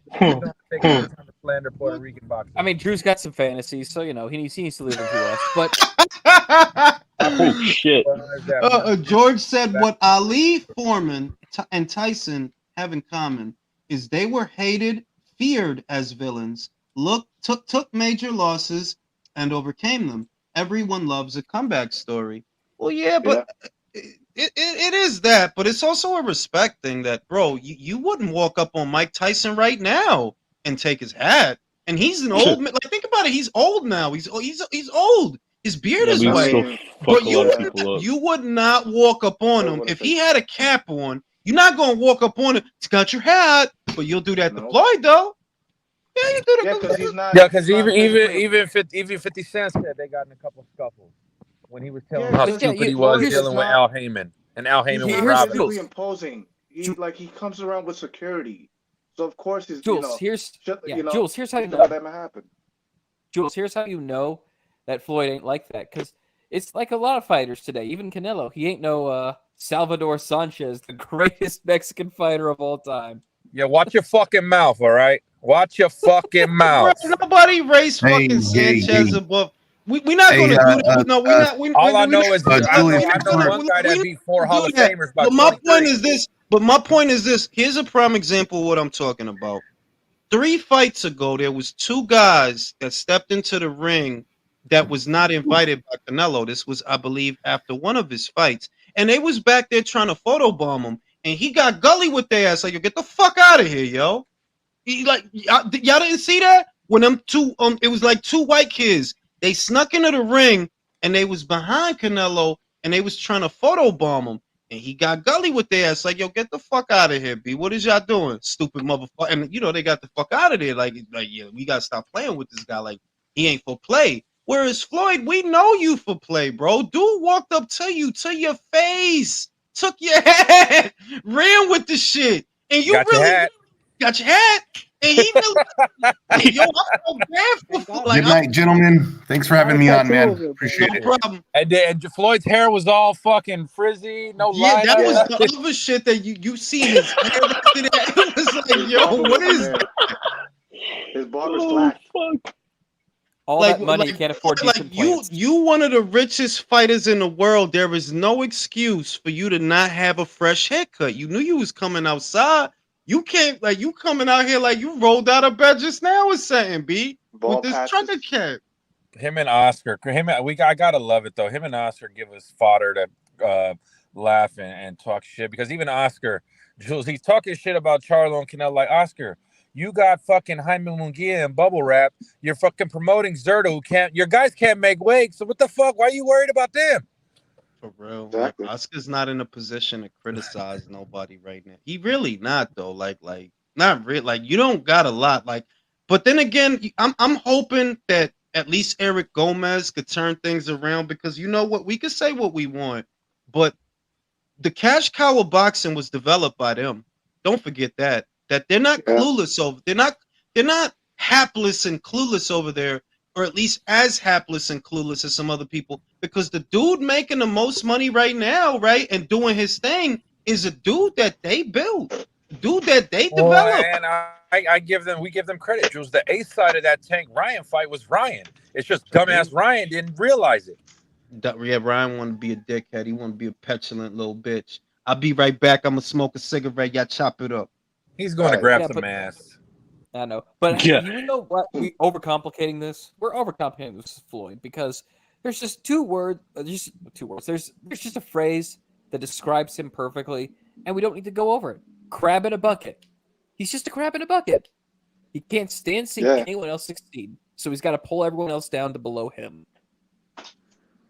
Yo, Chris, let me ask you this. You made me fucking chuckle when you said that Mike Tyson he threatened to sodomize a guy. Do you think that was post incarceration? I think he left. I think Chris left. Chris Yeah, left? but Yeah, he he was. was. I think he was. Yeah, well. he posted it in the private chat and didn't interrupt conversations like some other people we could name. Chris. Oh, I just But playing. yeah, man, But- a lot of it comes down to Arrested Development. I think he never had the praise that a lot of these fighters now that you talk about have. And you know, I see him around, you know, in the public, and he basically has security because he's not physically imposing. Like when you're that small, you kind of have, you know, it's pretty plausible that this guy has a Napoleon complex. Like when you saw him standing next to AJ. And all these bitches and their babies and kids and they're walking past them. That has to be a culture shock. So a lot of these Floyd lovers. Yeah. yeah, but that I think that's natural human instinct too. Like a lot of chicks would probably want to like back up to the younger, bigger, fucking taller, fucking fighter, It's just and relevancy as well. Like they not probably even the don't even know. relevancy is like you looking at a 6'6" god of a man and a 5'7", 5'6" little person. Yeah, man, like, the way you said like- 6'6", God of a man was sus, dude. What the fuck? How's that sus? It's I know. No, it's the way you said it. The way you said it. But like I'm painting the picture God of of a you're man. a woman. Go look at the fucking footage. You're a woman. You see those two over there. That's a fucking god. That's a little fucking peasant. Drew, you're not wrong. I mean, he's as close to a fucking comic book superhero as you can get from a human. And look human at Floyd. Look at perspective. Floyd's eye fucking contact and his whole demeanor when these bitches are walking right past him. He Yeah, looks so yeah. fucking insecure. Wearing his goofy ass clothes that are probably 2 sizes too big. And look, His and that goofy shows hat. you the level of gentleman AJ is. Like, no, come get him in the picture too. Yeah, but that's cultural. That's cultural. It Brits are like a little like they won't like yap. You know what? In regards to what Jules was saying, like I was looking back saying, okay, Roberto Duran jumped up how many weight classes to fight fucking Sugar? 2. He jumped up from lightweight to welterweight, skipping over. So junior that's the welterweight. same as like Mel fucking doing Canelo. And was Inui jumping up too as well for Just one? Just No, one. just one. Yeah. And Duran has jumped up 2 weight divisions twice because then he jumped to middleweight for Hagler. No, Holy he had a fuck, stint in yeah, junior yeah. middleweight. He had a stint in It junior was middleweight. a He stint, but it was shit. just like, no, I'm going straight to the guy. Like, I mean, like you're Like he beat the shit out of who fucking- did he beat the shit out of for the junior middleweight title? Like just beat the fuck out of him. God, Barkley? now it's gonna bother me. Not Barkley. That was middleweight. Right. Hang on, I don't know who it is, but carry on. I'll look. Yeah, it in up. general, I tip my hat to these particular fighters who are going up weight classes that they're really kind of not supposed to be in, but doing something of prevalence. Like Usyk is an anomaly. in the context of from a from a cruiserweight going up to heavy and then maintaining himself at a at a very even fucking no dipping in the context of like his skill set as a fighter and whatnot. I tip my hat off to him, Inui. Fucking, it's just like at this day and age, it's kind of like, yeah, it's different, and you got to give props to that shit.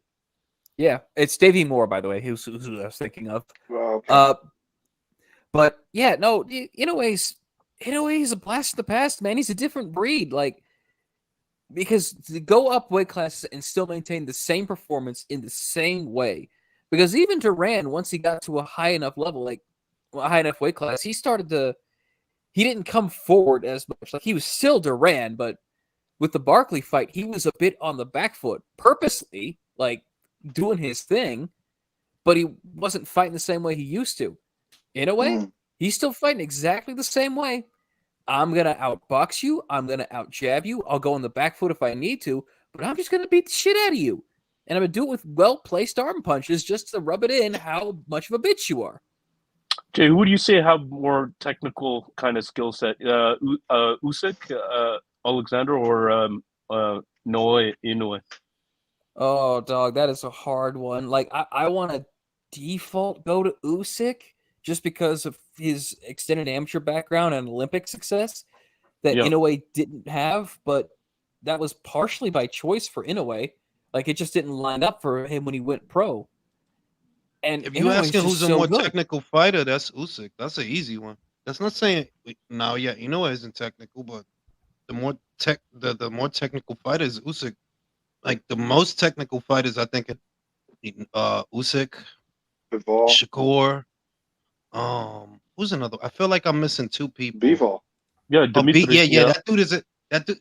Is and technique is for those that may be a little bit confused, it's applied sciences. It's applied strategy that after he finishes a combination and he exits, he'll shoot a jab. Why? So you don't follow him. That's technical shit. That's not. Oh, I'm fast. Oh, I hit hard. Oh, I counted him. Little shit like that he's in and out, and as he gets out, he'll shoot the jab, the 1-2-1. That's technical shit. Now, so yeah, B-Ball, he's one of the better technicians in the sport today. Jules. So I wanted to ask you: do you think that Bivol laid the blueprint on how to beat Canelo?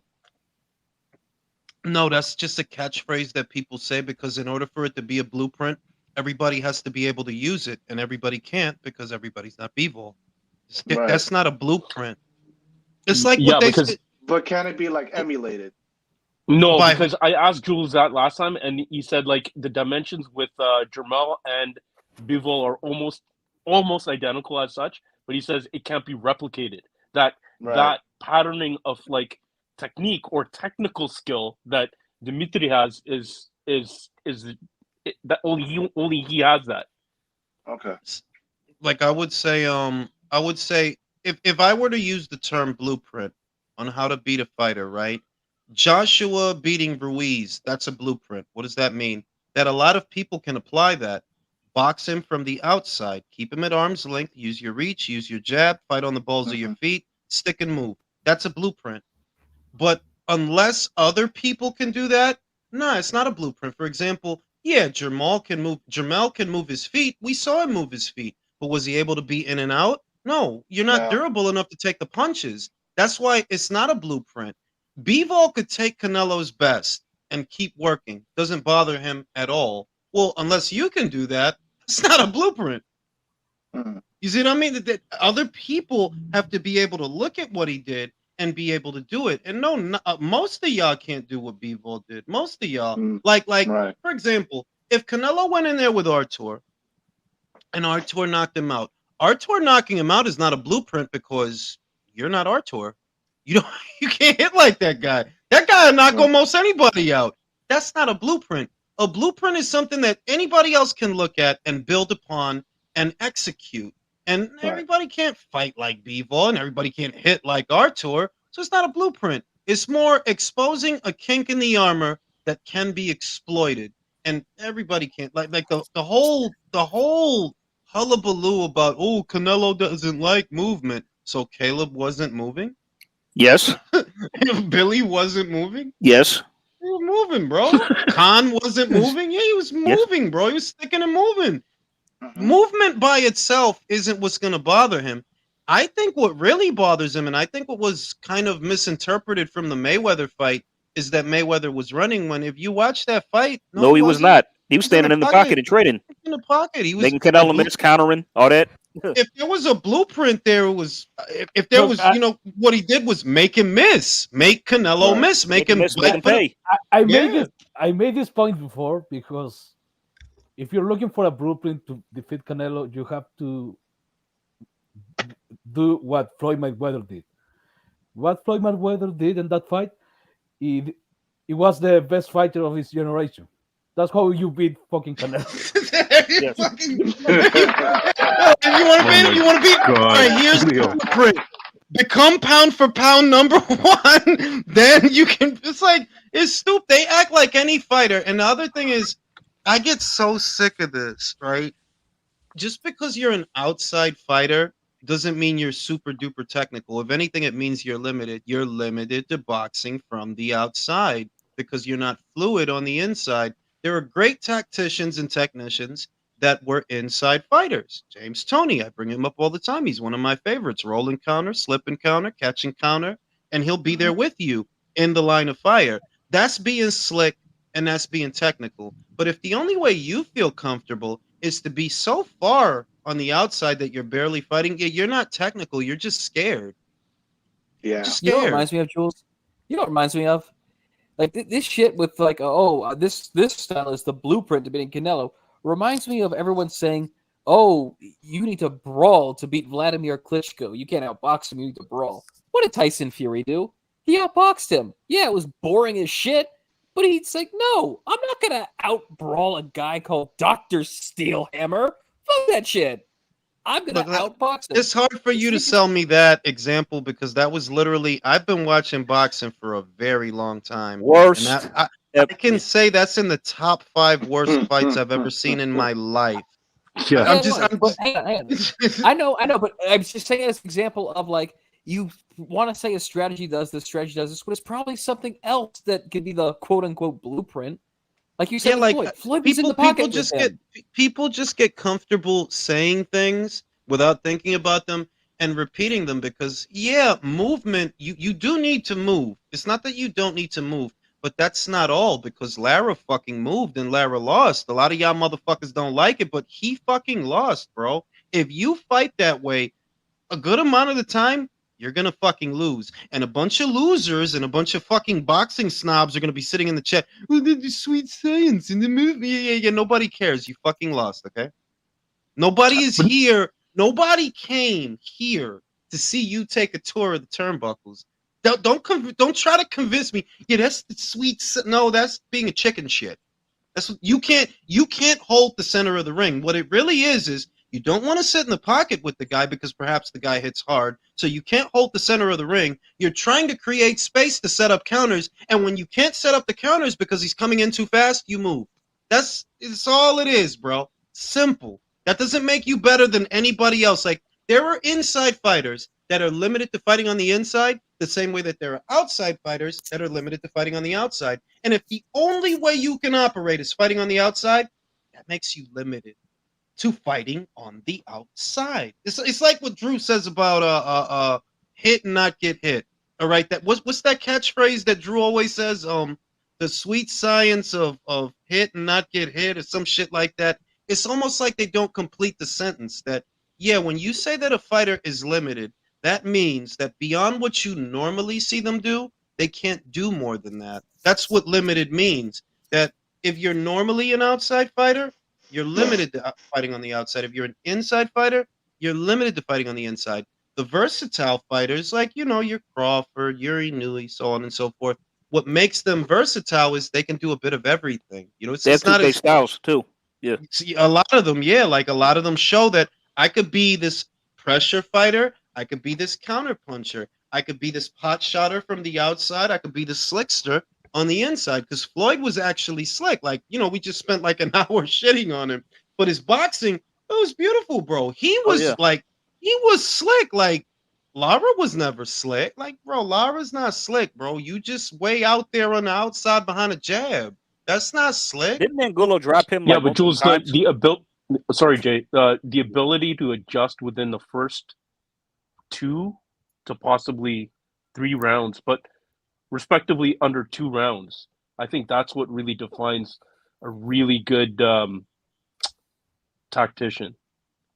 No, yeah, I mean everybody has their tendencies, I would say. But what really makes a tactician like Ellie Scottney, like female fighter, what makes her good is it's the little things that she does. That's what makes a tactician a tactician. It's little things. It's not Right. anything glaring. Like if you look at like a Erica Cruz, right? What you see is what you get. She's a pressure fighter. There's nothing technical about it.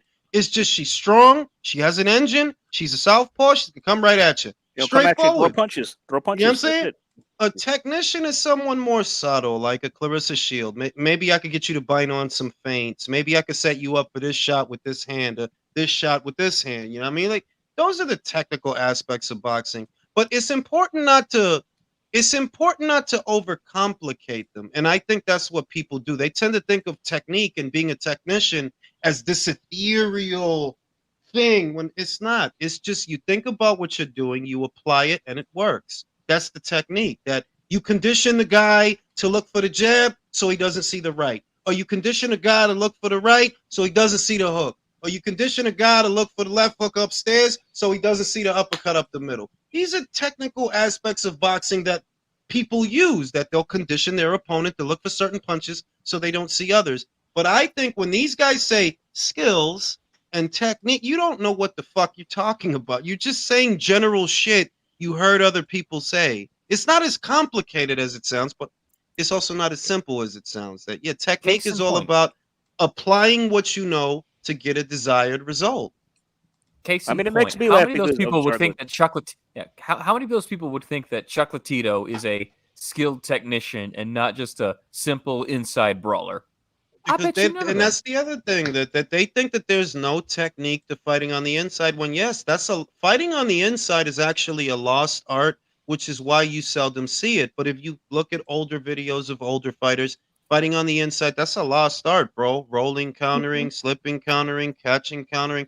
That fucking white girl from Niagara Falls, she's really good at that. I just did a video about it. Lakia 'Cause she'll Krebs. sit yeah, she'll sit there with you, catch and counter, roll and counter, and the whole time you see she's moving ahead, moving around, so she's not there for the counters and not there for the other punches, but she could get off hers. It's a lost art, but it takes technique to fight on the inside. It's not just standing in front of a guy, shoulder square, doing this shit. That's why they don't know. They literally don't know or cannot see that David Benavidez is basic as hell. That dude Yeah. don't do nothing. Like what does he David do? Basic Vitas.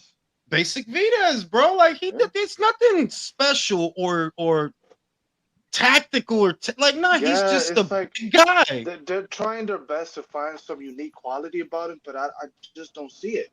You I know, don't mean either. because the opponents that he faced, like to me, they don't really have the necessary tools to bring out the best in him.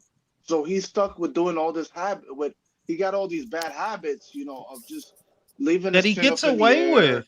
coming in square, not really pivoting or anything like that to chase an opponent down or really turn him. Nah, it's just the same old shit.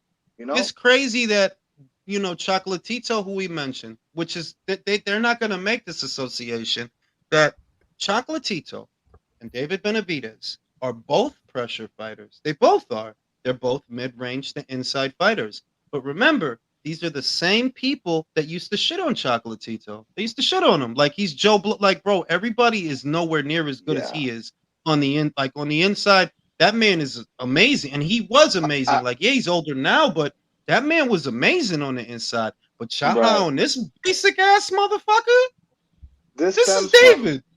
This stems from from the casuals that saw his name on the top of the list of the pound for pound list back in 2015, and I was one of them. Like, wow, who's this guy? Like, that's when I felt like, yo, I'm a casual. I don't know who the fuck this guy is.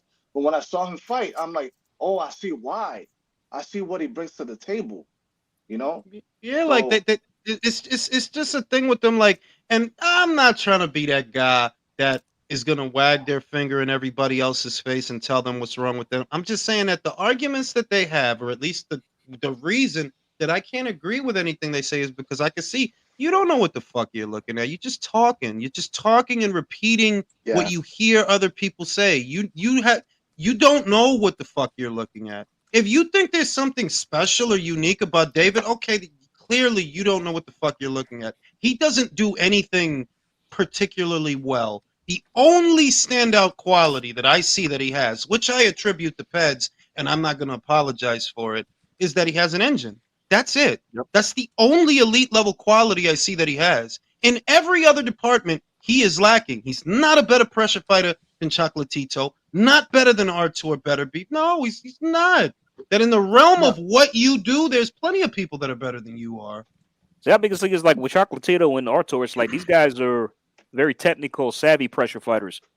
Like Yeah, they really know how to even hit. even William, go back and watch the ass whooping. And I don't want to blow it out of proportion because it's Mercito Hesta, but watch him that as he's cutting off the ring, he's not there for a lot of dumb shit. He'll roll it or he'll Yep. step out and step back in. He'll do a lot of smart shit that David, you don't do that. You practically standing upright, damn. Like he doesn't No, do even anything. Like Even Artur, when like he stalks, he's good at not getting hit a lot of the times. Like it's hard to catch him clean.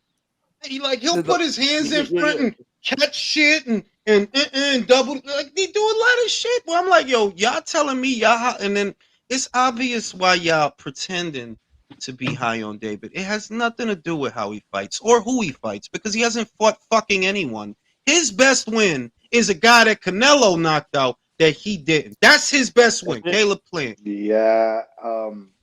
Look, man, I've been wanting to say this since I got here, but like every Canelo win is an opportunity for these fucking bozos, these boxing sims, to inject David and I have to say Andre into the conversation. But ironically, the best fighters they've ever faced is each other. So I don't know what the fuck you're Honestly, looking at. Like if you think about Andre, which we've talked about to no end, you cannot keep nagging me about a Canelo fight when he's older than Canelo. He's an Olympian. Canelo is not an Olympian. You actually are an Olympian. And you're telling me that from 154, 160, you haven't found anybody to fight? Yeah, No one. You couldn't fight anyone. And Look, you're 36. It must be said. I'm sorry to interrupt, but like beggars can't be choosers. You literally like turn down fights, bro. Yeah, when I say that the way to defeat Canelo Alvarez is be like Floyd, the best fighter of his generation. Look, you need a special fighter to beat Canelo. And this is a problem. Are you showing me right now you are a special fighter? Let's talk about David Benavides. We have to. Hasn't shown me after 10 years of career, he is showing us that he's a special fighter. Who has he fought? No one. Because at this time, you should be able to. What the fuck is happening? What is that? Who is beating off?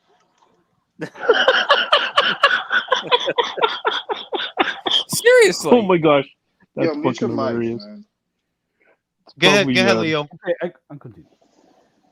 Dude, all these fighters that have been calling out Canelo, they've been showing us that they are that level after years and years, after decades of his career, their careers.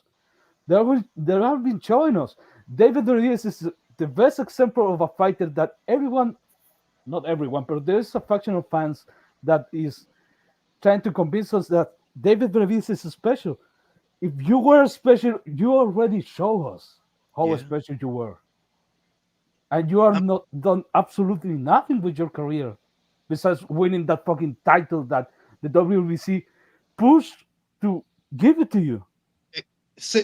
And what was that? 6 years ago? The fact they put that in his hands before Canelo even going to 168, way before, long before, when he was all tied up with all the Golovkin stuff, right? That was 2017. Well, that's when David won the WBC title for the first time. And you expect people with money and low patience to believe that from 2017 till now, you've been at that weight, you never unified a title, you never fought anybody, and it's because everybody was scared of you? Bullshit. You got dropped by Gavril. I don't think anybody was scared of you, bro. And you They just haven't asked done for money. anything. Somebody's sleeping. Oh shit. Not And me, man. he hasn't done anything that anybody should be afraid of. Like the whole air around David is so plastic and so manufactured. That's why they try so hard that it's like, yo, dog, if this dude was a monster, yo, Caleb was tired for 6 rounds. This dude is literally way bigger than Canelo, younger than Canelo. If you really hit harder, you would have put him away. You can stop telling me about the clinches, bro. You're 6'3". Push him off. Push him off. That's what Terrence did to Spence when he tried to hold. Push him off, or give me a shoulder and push him off. You telling me that David is such a Mexican monster that he can't push off a tired ass Caleb Plant? Type of dumbass shit is like what logic is this? And it's not logic. It's just because David is the PBC fighter and y'all still hanging on to that. Y'all still hanging on to that. Well, PBC. Yeah. Man, the fuck out of here. The Another special thing. example The is- special thing. Oh, Leo, let me real quick. The special thing about Benavidez, quote unquote, is that he's big for the division. He throws a lot of punches, and during the time of the super middleweight division being literally the worst division in boxing, like God, it was awful. He passed the eye test of all the champions. He Yeah, passed stupid test. and I'm telling you that I don't know that he would have beat Zerto if they would have fought. Why? Zerto was more experienced as WBO champion than you were at that time as WBC champion. Zerto had already beat Maxim Vlasov. He had already beat Jesse Hart. Those were better fighters than any fighter that you fought at that Can I time. can I Counterpoint, interject and say no, real quick.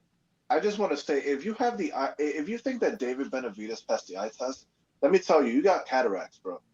Bro, what, bro? Like not even like it's not like what is that eye test word? I've grown to really hate that word. It's like, bro, it's not a test, bro. It's just your dumb ass thinking you know what you're looking at. It's not a fucking test. It's not a test. There's no Scantron. There's no number 2 pencil, and you don't know shit about boxing. So virtually anyone can pass the fucking eye test. Another example is Jermel Charlo. Why are you calling out a guy that clearly outgrew you in every possible way? He outgrew you in terms of weight division. He outgrew you in terms of accolades, accomplishments, money, in every possible way. And you're calling him out like, dude, this guy is above you. And Well, Leo, he was drunk. No, but we know, Leo, we know, which is why everybody came to the same, all the level-headed adults in the room came to the same conclusion that behind that performance, bro, you only showed up for a check. Yeah. You only showed up for a check. You didn't believe you could win. You didn't try to win. And the only reason that you've been running your fucking mouth for all these years is what have I been saying? Y'all call Canelo out because y'all don't have no fans. To put lots of money in y'all pocket, you don't have no fans. So when you see 5 and 6 and 7 guys all focus on one dude, it's because he has fans that pay and y'all don't. If he had fans, if Jermel had fans to put money in his pocket at 54, do you think he would have went to 68? No. For what? I'm getting money right here. I mean, also the word that gets passed around a lot is elite. I mean, because I was on a space and this guy, I think he just had something against Canelo, and he said that Bivol not elite. How the hell are you gonna call a champion not elite? How the hell does that make The sense? shit is that, bro. The shit is that. What I would ask is, not that I would waste my time on somebody like that, but if I were just in the vicinity, my question would be: okay, if he's not elite, who do you consider elite, and how do you quantify eliticism? How do you make that determination who's elite and who isn't? Because what the shit is that, and I gotta, like, that's literally been my pet peeve. you can ask my wife. I don't like talking to everybody, and I definitely don't like everybody talking to me because I know I'm gonna hear something stupid that bothers me. And when I see people use words they don't know what they mean, that's another one of my pet. Well, what is elite in your definition? What is elite? Look, You Julius, don't. I gotta let it out. You stupid motherfuckers don't know what elite is. You don't. You don't. You just try to sound like you know what you're talking about. That's all you doing, which is what children do. You don't know what the fuck elitism is. You're not quantifying anything. What you're doing is, well, he looks like me, so he must be good. That is literally what you're doing. I have more in common with him, so he must be elite. This is not create a player on 2K, fam. This is not Fight Night Champion, bro. The elitism has fuck all to do with you. Fucking, I hate these motherfuckers. I mean, looking like you should have been like the first key to not being elite. A good definition of being elite, for me at least, is a boxer that faces top competition and performs in a way that it better reduces rounds. Yes, that's a way for me. That's a good way to determine if a boxer is elite or not. If you see Well, a Leo, boxer, that's your problem. That's your problem, Leo. It's like you think that's what. No, here's what elite is. Elite Okay, is, do they have the same skin tone as I do? Do they Fuck. throw a jab a lot? Are you doing it all wrong? Do they do the shoulder roll? Oh Just my do a god, shoulder all these roll. years. Word. Don't let the guy use a Philly shell. Don't let him, because you know how the elite police Dude, get if I they see haven't a seen Philly it. shell.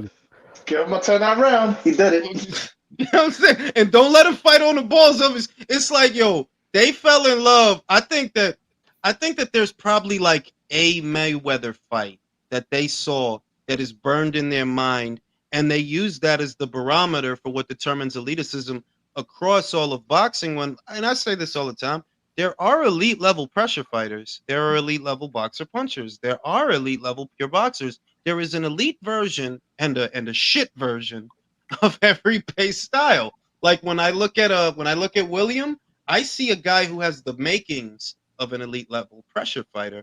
But when I look at a Roman Villa or an Isaac Cruz, okay, I see a shitty basic pressure fighter. Shitty and basic, you know what I mean? So you know. Domo says Canelo was easier to beat back when he was a counter puncher off the back foot. Now that he's a boxer punch, yeah, I do agree with that. And there's a reason for that. See, when he was a counter puncher, when he was just a counter puncher, and this goes back to the days of Lara, he had the same weakness that Teofimo has. If he has to chase you, he's gonna be a bit limited. And I think the Golovkin fight, ever since the second Golovkin fight, I want to say, when he actually came forward, it's like that fight made him realize you can open up these guys by coming forward. That if you want to get off counter shots, another way that you can bait them to throw is come forward. Get them to come forward, and they'll show you their hands. And once they do that, you can counter that. Because ever since then, he has been showing pressure-like qualities that he'll come forward in that high guard. The performance with Jacobs, that was beautiful, bro. The head movement, the angles, the counters, and keeping them under pressure, keeping on them, but not doing dumb shit. It's like after that Golovkin fight, that's when he took on that second base style. The second Golovkin fight, not the first, because I think he lost the first. That Danny Jacobs fight is the best he's ever looked. The way Canelo fought the first time is Canelo buying the hype about Gennady Golovkin, because Gennady has all this aura of being the knockout artist. So Reynoso and Canelo were worried. Can I take a punch of this guy? Really? I'm gonna be knocked the fuck out in front of all these people. And after the first fight, you realize, dude, I can take a punch. I can fight toe to toe with all these guys. It doesn't matter. And I think that the Golovkin, because he's the only one who took Golovkin's punches like that. The only one. I think that the Golovkin that he fought those first two times is a bigger puncher by and large than David Benavidez. Like, bro, there's nothing legendary about. Bro, look, when you fought Anthony Durrell, you didn't make him go to sleep. It was stopped on a cut. That's what Caleb knocked him out. when he fought He him. knocked him smooth out. Smooth out. Like he was out. So I'm like, Buried him. if you this puncher of super duper uber Proportions. lift driver puncher, why you don't be doing that? You don't do that to nobody. Because fam. realistically, like Triple G punches fucking hard. It's like he's a middleweight, but he probably punches like a light heavyweight, or probably even a Bro, cruiserweight. Bro, You know what I mean? I the bet you perfect Bebo example. punches harder. Bebo punches harder than the Benavides, bro. I bet you. I agree. Oh yeah, I yeah, agree. yep, I yep, agree with that. yep. I'm like, there's nothing. There is nothing about how David boxes that stands out. You just a big Roman Villa. You just a bigger version of Roman Villa. Like you don't do nothing special. Hey, that's disrespectful to Roman Villa. I heard like he's basically a overhyped, basically Bam Bam Rios. Oh, Like there's nothing that like nothing. Guy like a fighter usually when I think a fighter is elite or that they could be elite, they usually show me some things like the blonde girl that fought on Saturday. What do I think she's great? Because no matter who she fights, she's gonna get off that right hook. That consistency shows me elitism. Rhiannon Dixon constantly shows me the right hook. It always lands. She's fast as fuck. She's fidgety. She's a southpaw. With David, the only thing you do is, well, eventually the guy gets tired and you hit him. That's the fight. That's your fights in a sentence. The guy gets tired and David starts hitting. That's it. Nothing magical happens. Fellas. If you talk about David, Mirage shall appear. Bro, He's here. I see he was there. Why you think I'm talking shit? Come on, dude. Hey, yo, Jules, I asked Chris before he left. So curiously, who do you have, Demetrius or? No, I have David. I have Dave. I have Mirage's boyfriend because this is the thing. Demetrius is 36 years old. He's never had the best engine, and it's showing that he'll start off really strong and fade down the stretch and start to lose form. I don't think that David is going to knock him out. If he does, hey, credit to him if he does. If he does. But I wouldn't bank on that because you couldn't knock out Caleb. And he was exhausted. Exactly. But He was Jules, exhausted. if it goes the distance, the PBC will not let Andre walk away with that decision. Exactly. Before they give Andre the decision, before he just said it. Before they give Andre, Moose just said it. Before they give Andre the decision, they'll call it a draw, bro. They're not gonna let Andre leave with WBC interim status. No way. Not gonna happen. Not gonna happen. He's 9 rounds up already. He's 9 rounds up. Okay, further to this, I just want to lean into that. There was something really entertaining before I was on this Twitter chat, and this guy, he was such a Demetrius Andrade fucking like purely like a solid fan. I have never heard that he was going to bat for him like hardcore. He said he's putting down $2,110 on Demetrius. And he's gonna lose it. He's just like, he said outright. I was just like, what? Listen, Demetrius's best bet in that fight, and this is a movie scenario. This is not realistic. This is a movie scenario. You're gonna have to conjure up Burt Young and Tommy from Rocky to give him the speech. That you got to go out there and hit David with so much, so fast that he forgets who he is and he forgets how he fights. It can be done. Caleb did it to Jose Uzcategui on a small scale. When he scored that early knockdown, Jose was timid after that. Like, he's normally an aggressive guy, but he was mad timid after that. That's what Demetrius has to. That's what he has to do to David. That them first 2 to 3 rounds, put it on him right then and there, so that you can take round 4 and 5 off, and then get on his ass again at 6 and 7. That's what you got to do. Now, do I think he's gonna do it? No, probably not. Probably. I kind of think that it is possible that he might spoil his night, But again, yeah, that gas tank is crucial. I think he loses shape when he goes taking it to deep waters. He's gonna lose form.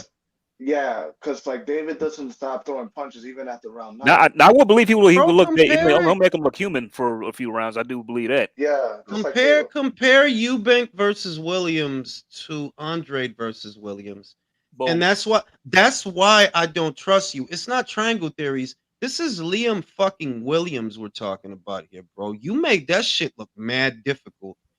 Eubank made that shit look easy. He dropped him like 3 times in the first 4 rounds. You see Bro, what I'm I went to saying? fuck a hooker after that shit. I'm like, get the hell out of here. I'm just telling you that if you are who they say you are, well, you shouldn't labor with Liam Williams. You should And know. he got hurt. He got hurt late in the fight too. He got buzzed. And like He the got ninth. buzzed. He got rocked. The problem with David Benavides is something that people talks a lot about him having a really good gas tank. How much longer we can trust his gas tank? Dude, that motherfucker is huge. And Leo, for I know what you're saying. I know what you're saying. Like how and long the before last the weight takes a toll, right? video he showed us shadow boxing. The guy home 200 pounds. Bro, that he Dude, had to be. He's in fat camp right I now. mean, Leo, you're saying like Supposedly- how long before the weight takes a toll on him, right? Yeah, Yeah. how many fat camps you can really take before you? Buddy, got he's been to in well? fat camp for the past decade.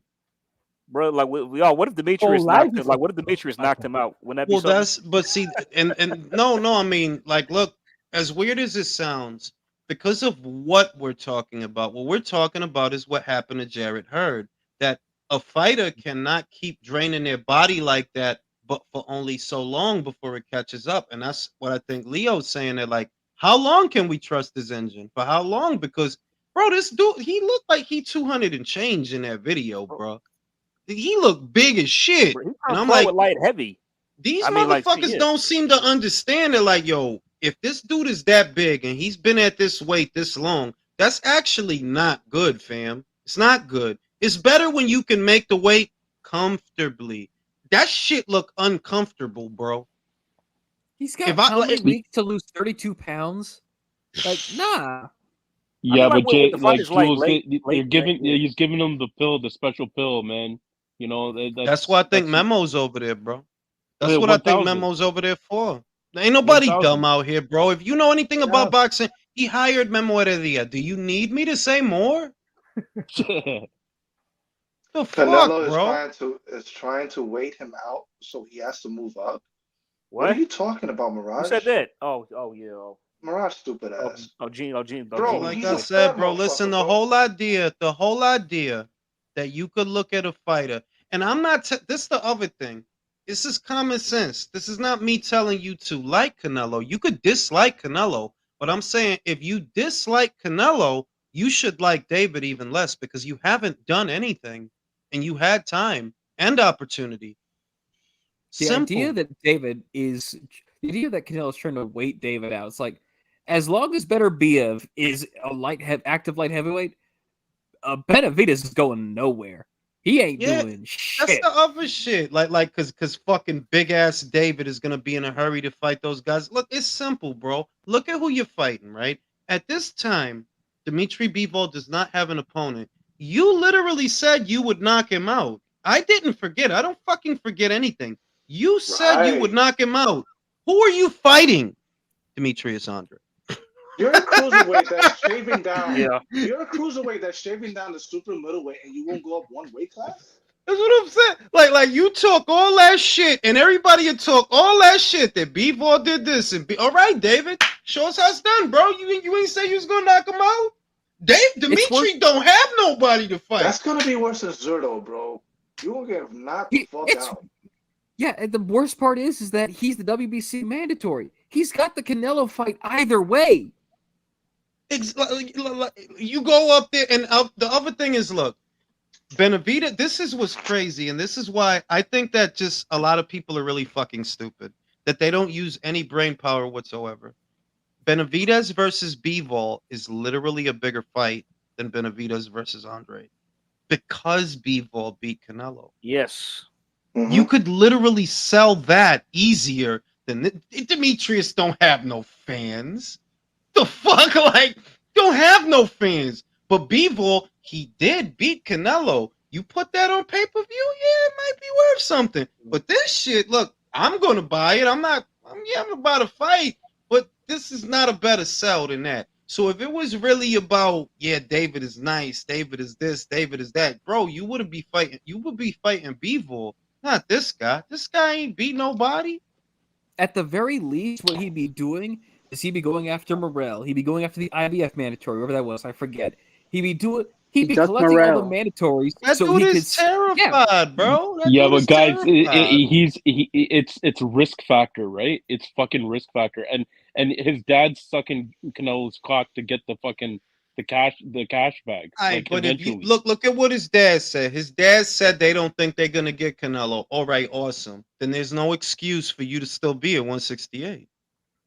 no, they're still banking on it. I bet you. I bet you No, they're no, still I'm banking not, on bro. it. I'm not saying they're not. I'm saying that you're full of shit, and it's obvious you're full of shit, bro. Why would your son be killing himself to make 68 if y'all don't think he gonna get Canelo? So what are you still Exactly. down here for, bro? What for No, David Morrell? No, you What don't. I said no to Because David.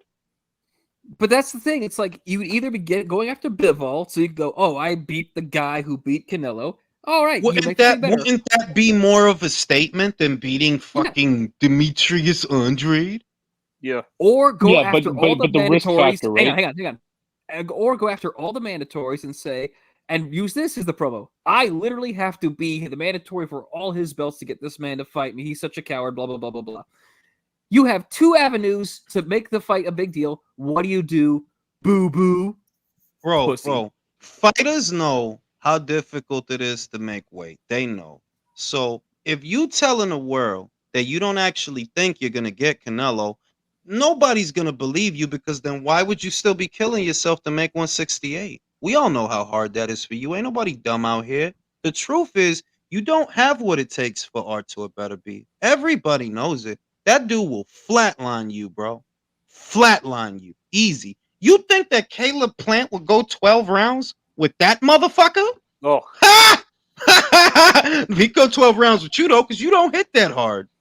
That motherfucker, he'll turn Caleb into a pink mist, bro. And to Bro, me, half his face is gonna be on the fucking canvas, bro. Dude, like what fucking Archer did to like Joe Smith Jr. in fucking Yard? Come on, man. there's no. Marcus Brown tried to run. That didn't work. Oh my Listen, god, that Marcus Brown fight. he beat the hell out of Marcus, mostly because he had Fucked that him up. cut and he had to work fast. Yep. Because he had that fucking cut on the top of his forehead, and it's like, well, you don't want the fight to get stopped on cut, so you better work. It's like anybody can see what David is doing. Like, bro, you scared of them guys up there. Quiet as kept. Yeah, you scared of them guys up there because the advantage you have, you won't have it up there, bro. Them dudes, they ain't worried about you and your belly fat. They ain't worried about that shit. They fuck you Another up, thing, yo. Julius, You and your Bro, little I was gas about tank. to say, no Another homo, thing, Julius, but is David got a this- body of a belly dancer. Yeah, but like the stupidity. getting back to like go ahead, what I was talking. Leo. Oh, sorry. Look, there is something to say to this stupidity and maybe the lack of balls from a guy that, look, there is opportunity for you, for David Benavides. There is opportunity, there is money to be made, and the way you don't realize you're on a sinking ship.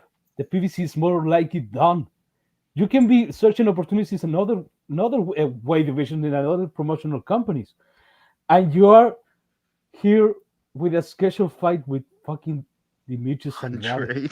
Yo, Yeah, I mean, Belio, you just hit the nail on the head, because y'all remember how David was complaining about not getting fights, not having fight dates. Oh, but when your contract is up, what do you decide to do? You decide to re-sign with Samson Lukowicz. Listen, this dude is a moron, because look, the ship is sinking, right? Showtime is about to be out of this. A little crossover could do for your profile sort of what it did for Manny's profile. Now, you guys will remember that after the Jeff Horn fight, most people felt Manny's career was over. That, oh, that's it, he's done. He's old. You know, if nothing else, he looked old in the fight.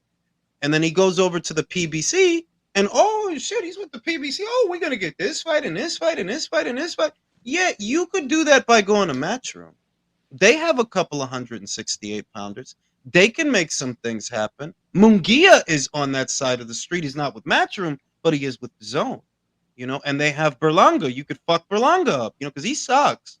Like you probably beat him, you know, and you go over there. Maybe. But no, what are you doing? you're orchestrating a fight with Andre because of all the fans that he has. Man, Mirage, you better pray David beats Andre, because if he doesn't, bro, Better. we Yeah, we we Julius, we, we, Leo, gonna, we gonna do a whole live stream again, trashing your ass. it's fucking the ratio, the loss ratio. Like he knows. Like, when was the last time Demetrius was in the fucking ring? Right? Earlier, Again, well, he was there earlier this year. He did fight in the last January, 12 right? months. Yeah, he was on the Davis versus Hector Uh, Garcia card. Oh yeah. But he yeah, it looked was like a shit but it was though. a But he looked like lackluster shit. performance. Yeah, it was a That's funny. lackluster performance. Several fighters So were exposed on that yeah, card. so he's weighing it out, saying like, okay, I'm gonna get a walk with fucking with Boo Boo, and then then we'll hopefully get the Canelo bag, because they want the fucking, like Mel got, like, they want the bag, right? I'm Yeah, not like saying he's that. just showing up. Like he's just showing up. I guess that's what's annoying. They keep trying to act like these guys are they want to be great or they want to be like, no, they're just showing up for the check, bro. That's it. That's the only reason they're calling Canelo. They're not calling out Canelo to prove that they're better. They're not like that. They're only calling him out for the dough. They're just showing up for a check. And yeah, there is a difference between coming to win and coming to get paid. Yeah, I hate the You know, stereotype, No, guys. 1000%. No, Eddie 1000%. Benavides is deeper than that, because do you remember what Eddie Hearn said about the David Benavides versus Canelo Alvarez? What He said that is not a $50 million fight. We're ready to pay way more than 50 million. Do you remember what it's? I remember So, that. I do remember that.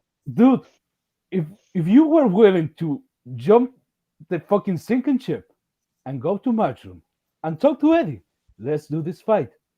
There is a way bigger bag that the PBC is willing to offer you, and there are other fights there. There is Saudi money to be made there, and you are still hanging out in the PBC. You Shit is decided to gone. resign. Well, You that's what resigned. I mean, that's what happens when you have a bunch of bumbling. Like, look, like I know that his dad is a bumbling idiot based on what happened to his brother. You know, to make a long story short, they tried to do to Jose. They tried to do with Jose what Floyd did to Jake Prince. You guys remember what happened with Floyd and Jake Prince? It was that kind of deal, except Jose got shot. You know, he got shot. Oh, yeah. You see what I mean? That was on purpose. In other words, they that's not going to be written nowhere. I'm just telling you that. That's not going to be written nowhere. And that's not Junior Terrence's paid. fault. Junior paid for senior sins. Basically, the dude that was helping that kid, you know, and all of that stuff. Long story short, and that's how you know they're like, yo, your dad is a fucking idiot, bro. Your Yeah, promoter's man. a fucking idiot. It took you. Let me see if I understand this. 2019, 2020, 2021, 2022. You put off the plant fight until 2023 so you could sell under 100,000 pies. genius. So you marinated that for Brilliant. 4 years. So, like, yeah, So you like Jules, so, like, you said a while ago, like, yeah, you don't have too much against, like, David Benavides in the context, but his camp, the people camp around him, is a bunch Samson of idiots, Lukowicz, I mean, but Jules, that's Jose, genius. I wish I would have thought of that. Seriously, Jose that is Senior. genius. So, and leading David towards what Benavides, Leo yeah. was saying, they don't have the mental fortitude to look forward, like foresight, to go ahead and be like, oh yeah, I'm gonna switch it up and go with Matchroom. But if he did that, he would be going against his dad, against Samson Lukowicz, all that Right. shit. Because, like, let me just say this: is that, look, David, he's kind of a mild mannered guy. Like, he's a nice guy, but like, he lets people put the battery on his back, bro. Like, I don't know what the fuck got you thinking that, oh, you're gonna get more opportunity by just staying with Samson, bro. It's your Let me tell you, career. It's your yeah. career. It's not your father's career. It's not For real. Samson's career. It's your career. And the same went with fucking Jamal. I'm like, bro, you're there, you go to the zone, right? To do some fucking mercenary work. But instead you stay on PBC, which is basically the fucking welfare line. Like, What do you think move. that what do you think that like and there's still gonna be people that want to keep clutching at straws, bro. They not gonna make no dough off that fight. I'm not wishing nothing bad upon them. I'm being real with you. Andre don't sell shit. So you gotta carry that off of your name. That shit'll be lucky if it do 100,000. That shit'll be lucky. Wow. Wait, well, Jules, you think that dragging up a middleweight to fight at super middleweight for the first time is not going to do well? Come on now. I'm saying like That's it's a common abysmal, bro. it's a common 100,000. sense. I'm saying like I don't, bro. Being real, look at when it is at that. Y'all talking about what is it? Thanksgiving Saturday, the Saturday after Thanksgiving. That's what they talking about. And I'm like, y'all got too much going on at that time. Like I just don't think there's a direction in the way that they do things in the sense because you have all this shit planned, right? All these different things planned, plus what other people are doing. And you think people are gonna have money for a pay-per-view on November 25th? No, they're not though. They're gonna have holiday shopping and Thanksgiving and all this other shit they gotta do. They make like you're not gonna. I don't wish nothing bad on you, but that's being real. Like, bro, that time of year, people are thinking about what they're gonna buy their family members for Christmas and their kids and all this different shit. It's an expensive time of year. It's been expensive time of year for me for years. That's how I know they're like, people, that's a bad time to do a pay-per-view of anything. I got $80 for you. You know, no, I got it, but I don't think most people are like that. It's hard to imagine that shit does what 200,000. Nah, With Jamal and Jose Jr. is the co-main. nah, Really? B, like that shit ain't gonna sell nothing. And you wasting your and you wasting your Jamal Charlo. Oh yeah. and you wasting your time with that because if you want to keep it for real, if y'all was really, I don't consider them prize fighters, right? Prize fighters got guts. I don't consider them prize fighters, right? A prize fighter would say, man, I ain't scared of no B-Vol, Knee-Vol, Yee-Vol, bro. I will go up there and fuck him up. Prize fighter, give me the bag. I'll go up there. Give me the bag. I'll go up there. I'll fight you. You want to give me title shot? You not doing nothing. That's prize fighter shit. Like that's the shit you used to see. Like, bro, I ain't worried about no motherfucking Bond villain. I will fuck you up out here, bro. I'm not Canelo. I'll show you how to beat him, Canelo. That's real prize fighter shit. Now, this man has sat here most of this year without a dance partner. Why though? Why? Yeah, he fucked up, but a lot of y'all is pussy. Who stepped up to him? Who's stepping up to fight him? Nobody. Bro, Charlo was like, yeah, we could fight, bro. This man literally said he was gonna fight Bivol. Who he fighting? A fucking welterweight. Gosdick literally coming off a 4-year layoff. Look, I've been saying this shit for a while. I understand. I really understand. Most of the boxers, they are not business savvy. They have to trust the process, but the writing is on the wall. PBC is not renewing its contract with fucking Chuck. That's bad. That's really bad. Where is the money gonna come from for your fights? Amazon Prime. How long, bro? For how? This is the shit. It's like that's why I kind of get mad that I got so much negativity thrown at me for saying what ended up happening. Bro, I'm just telling you that this is not sustainable. The shit y'all think is not real. And the reality of it is what y'all doing, right? What the PBC is doing is like fucking the same bitch over and over. It gets boring. Your brand is not actually creating excitement. Now, the first thing you're gonna use is, oh, they did right. Yeah. How many other pay-per-views like that have they done in the last 5 years? Right? Exactly. Because they did Crawford and Spence. Yeah, that took 5 years. What were you doing in between to keep things on the up and up? I told these silly motherfuckers that, they was operating at a loss with Wilder versus Fury. That's not me making it up. That's from Bruce Trampler, the Top Rank guy. He said that. They lost money. You don't think that Heyman meeting with Amazon Prime exec was like a fucking job interview? Like, what have you done the last 5 years? I'll tell you guys what they've been doing for the last 5 years. They were giving us substitute fights that we didn't want to see. I think that what he's gonna do is he's gonna It's literally what I told you last year. I swear to God, I did a video on it last year that basically says all of this. That if Showtime ends up leaving the way I think they might, what he's going to do is he'll have a strong year this year because remember what the rumors were at the end of last year. Ryan Garcia versus Javante Davis this year. Spencer versus Crawford potentially this year. And I said what he might do is they may try to have a very big year next year so they have something to show a future broadcast partner. And because the future broadcast partner is not familiar with the sport of boxing, they don't speak the language, they don't know all the ins and outs, he might be able to fool them because that's what I think happened at Fox. Bill Wenger doesn't know anything about fucking boxing. How the fuck was he supposed to know, right? But after a while, they put it together like, oh, who's doing all that shit with their mic? He put it together, and that's why their investment pulled out so fast. Like, oh, we're not going to keep spending money on this bullshit. We're not getting a return on any of this. So with the Amazon thing, the sales pitch is likely, well, we have 2 Canelo fights, and we have Javante Davis. He just sold 1 million pay-per-view buys in his last fight. This is the sales pitch because the rest of that stuff and the rest of those guys, you don't make any money with those guys.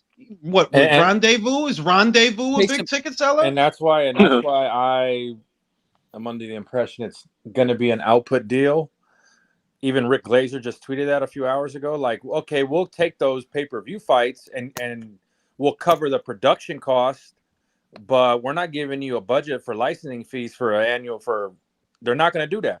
Because even right that's now, why they're better off going to the zone, bro. Because like, even right now in the climate is like I tagged you in that post, Jules. The CEO of Amazon is auditing the content of it. Like, what are we spending money on? We're not, we're giving the NFL $1 billion a year, and even the NFL is only getting 10% of the subscribers to watch. Because ain't nobody dumb out here. Like they think that they like. I don't presume to know what the deal structure is going to be, but what I'm not expecting Amazon to give them $80 million for an annual budget throughout the year. Right. I'm not expecting that. I'm not even expecting 50 million. That's what because you don't have nothing that would warrant that kind of spending or that kind of a commitment, because that's a commitment. If you give somebody, all right, Drew, I'm gonna give you $60 million to do shows throughout the calendar year. And the people at Amazon is not dumb, fam. They're not just going to look at this year. They're going to look at last year. They're going to look at the year before that. They're going to know, wasn't you in bed with Fox? They're going to call you their friends that are in the same positions at other companies. Like, what's up with these guys? But so you was in bed with Fox. You was in bed with NBC. You was in bed with Spike. What happened to all of that? And Jules, you give me $60 million. It's on the strength that I'm going to bring you back 120. Honestly, yeah. That's why I'm like, when Top Rank signed to ESPN, which was in 2018 when they inked that deal, the budget, and those were much better, more fertile times for the market than now. The budget was like, I think 80 million or 100 million. Yeah. And that was 5 years ago. After all this shit that done happened, bro, I don't think Amazon finna give you no 80 mil. 50 mil. I don't even know if they give you 50 mil. But you're right though, Jules. Go ahead, Virtuoso. Go ahead, Virtuoso. Look, if there's one thing that the writer strike taught me is that when you have writers, right, that are writing, for shows to produce content for a platform that can be very black box in terms of viewership numbers, there's room for them, for the content like holders, like the guys on Netflix or Amazon Prime, to be more cost efficient. And what that means is that when they're more cost efficient, that means you're not going to get the money that you're demanding for, man. If you're not producing content that they want, that they desire, that they need. So the way that Heyman seems to have been getting around is off of the ignorance of the broadcast partner to the sport of boxing. But I think that the people at Amazon are shrewd enough businessmen. They're going to look and be like, what do you want? And what's that going to cost us? Yeah. Heyman now, Jules, he's dealing with executives that are my and your age, 35, 40, that do the data analysis, not 50, 60-year-old men like Espinosa and these guys that are not quantitative people. And I just find it funny, Jules, you called it, we both did. Look at the narrative now. Oh, why wouldn't they go to the biggest app with 144 million discs and this and this? I'm like, What was their whole argument about apps anyway? Why would you watch boxing in an app? But furthermore, like, And you know what why this would shit it? is? Well, no, These hold on, guys, but like, these yeah, guys, this is how I know that these people.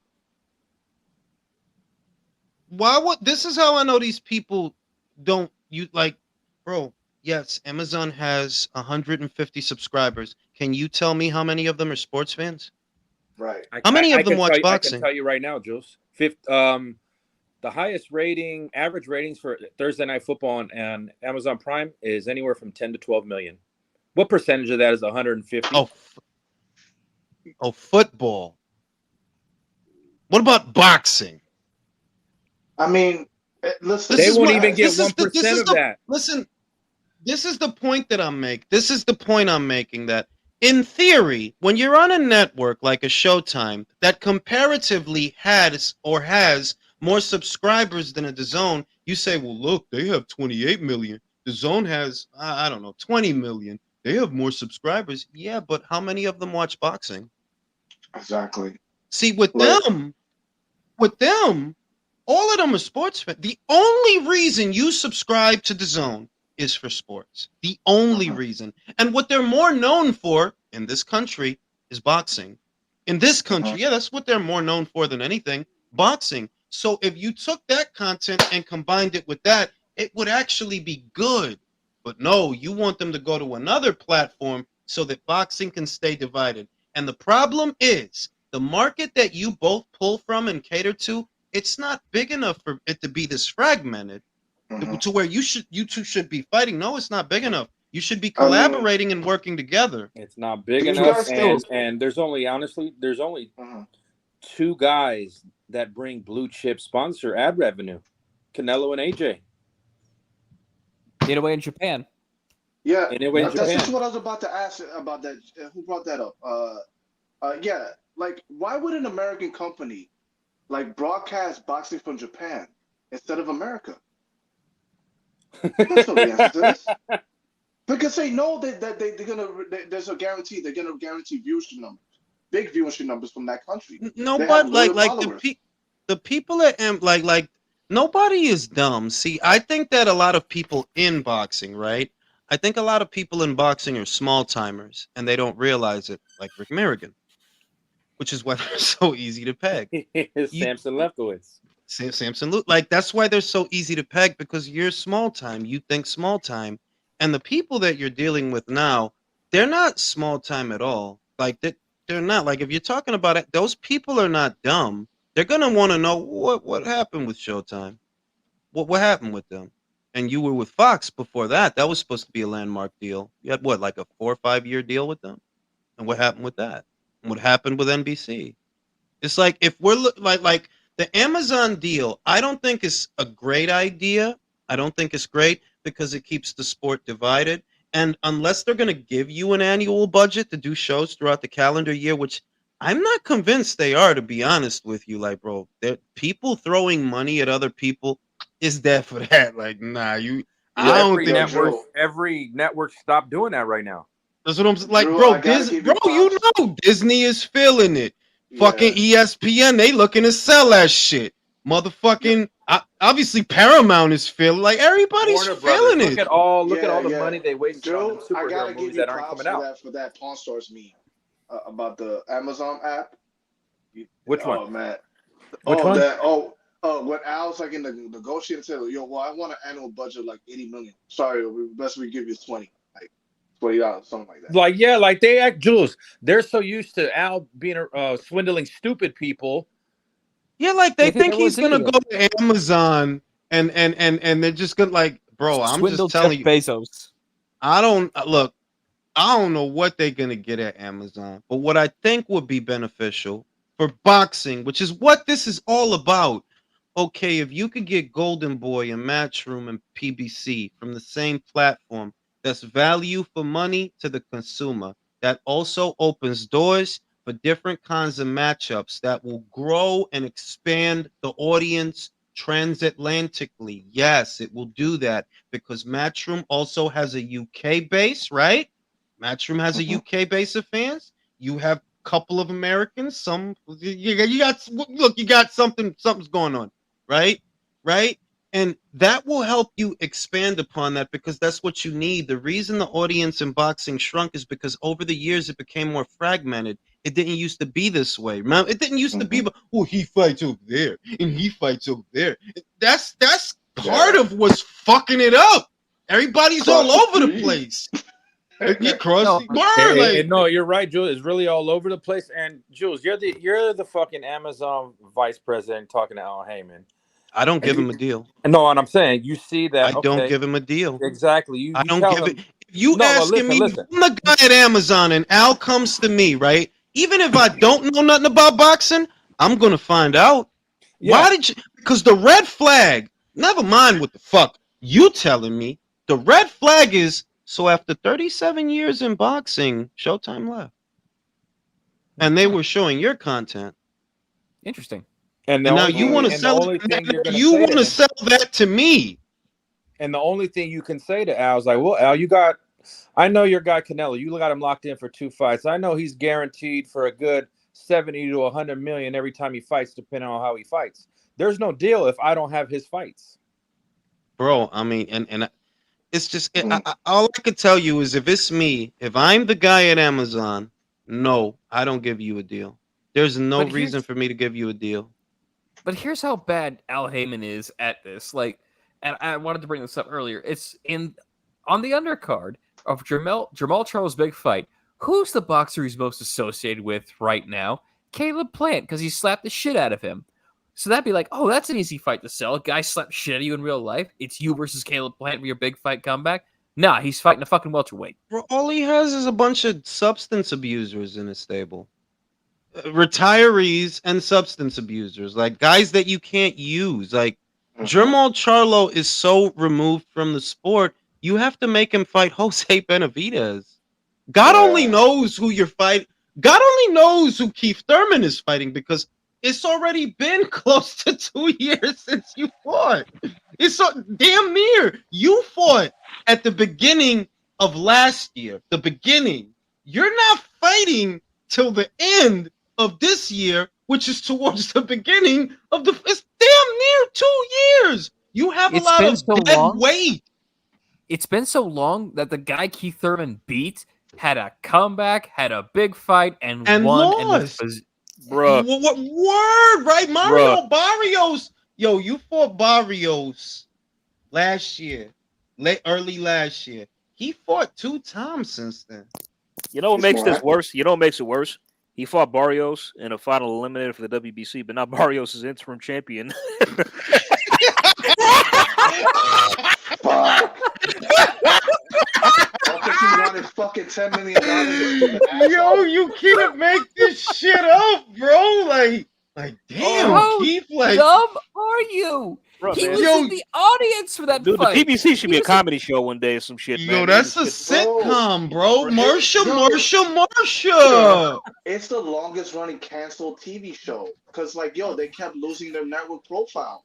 Every network they were doing business with, done fell off. Yo, I didn't even catch that shit. They're like, yeah, yo, now Mario's in. You beat Mario, and he's in line for the WBC now. So you probably would have to fight him again.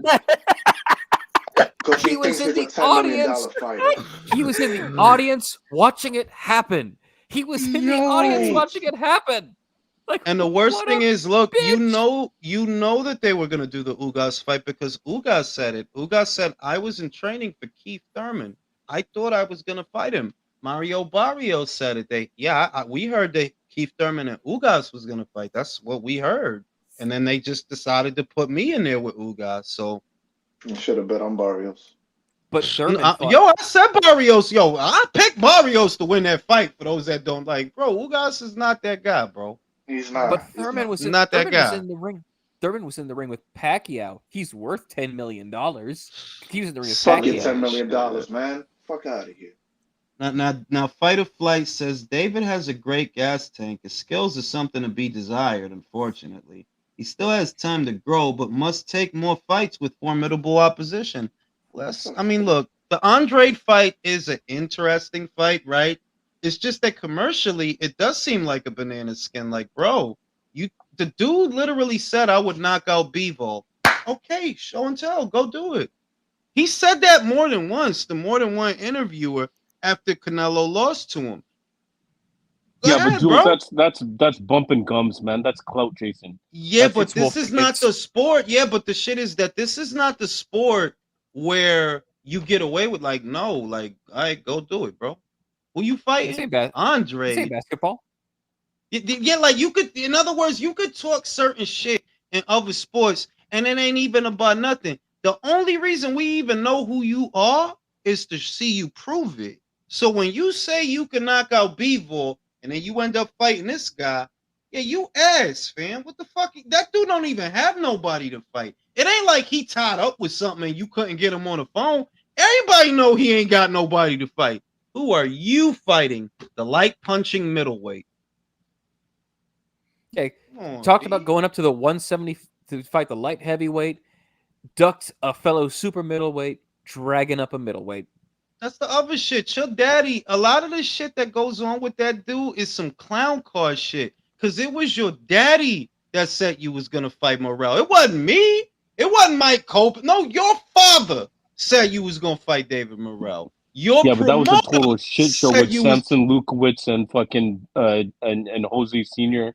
They weren't even on the same page. None of those clowns. your promoter, your father and your promoter said Morrell was next, right? Your promoter went as far as blowing off the idea that you should fight them. He said he would not sell one ticket. But that's the fight you about to sell us right now. It's like, yo, it's a clown car over there, B. Like, it's really some TV show They looking shit. stupid, man. It's some TV show shit. Shout Yo, out to Jules, Mr. Thug. Hold on, let me read the super chat. I will say that Boo Boo getting dropped by Nicholson was a bad look. LOL. Imagine if David word, that would be fucking ridiculous. Pack it up. I mean, like they already letting him off the hook, and he couldn't drop Caleb, bro. And you supposed to be this monster. Luis said they want David to be a star. Nello will get robbed. We'll see. I wouldn't rule that out. I wouldn't. I like. In other words, that's not the craziest thing I ever heard. Let me see. Why not rob? Fuck. Why not rob an aging fighter in a close fight? It's not the craziest thing I ever heard. That's basically what happened with Manny and Jeff, right? It happened with Loma and Devin too. Loma and Devin too. Yep. So it's not the craziest thing I ever heard. It's just that I don't think when I think about that fight, I just see target practice. That's all like how Leo said, like the Chavez fight, except he articulated it much better than I did. I didn't put it together that you're like, yeah, that is what that fight would look like. This guy's just as big and limited as Chavez. Shit. In any event, gentlemen, I'm gonna go to sleep. I will be going live. I'll probably go live one more time before Saturday, but I am gonna go live Saturday for Wood versus Warrington and Zerto versus Smith. Yes, sir. That's gonna be a good fight. Let me read the super Going chat live from for the my Wood. man. Going live for the Wood. Shout out to my man Unbiased. PBC signs with 2 beat. Yo, you playing? No. Not to be or not to be. PBC is gonna be on Aki TV. Bro, no, they gonna be on the Cooking Network, like I said, bro. PBC on the Cooking Network, bro. You already know. I mean, it fits. The PBC on fighters All keep Star. getting cooked. And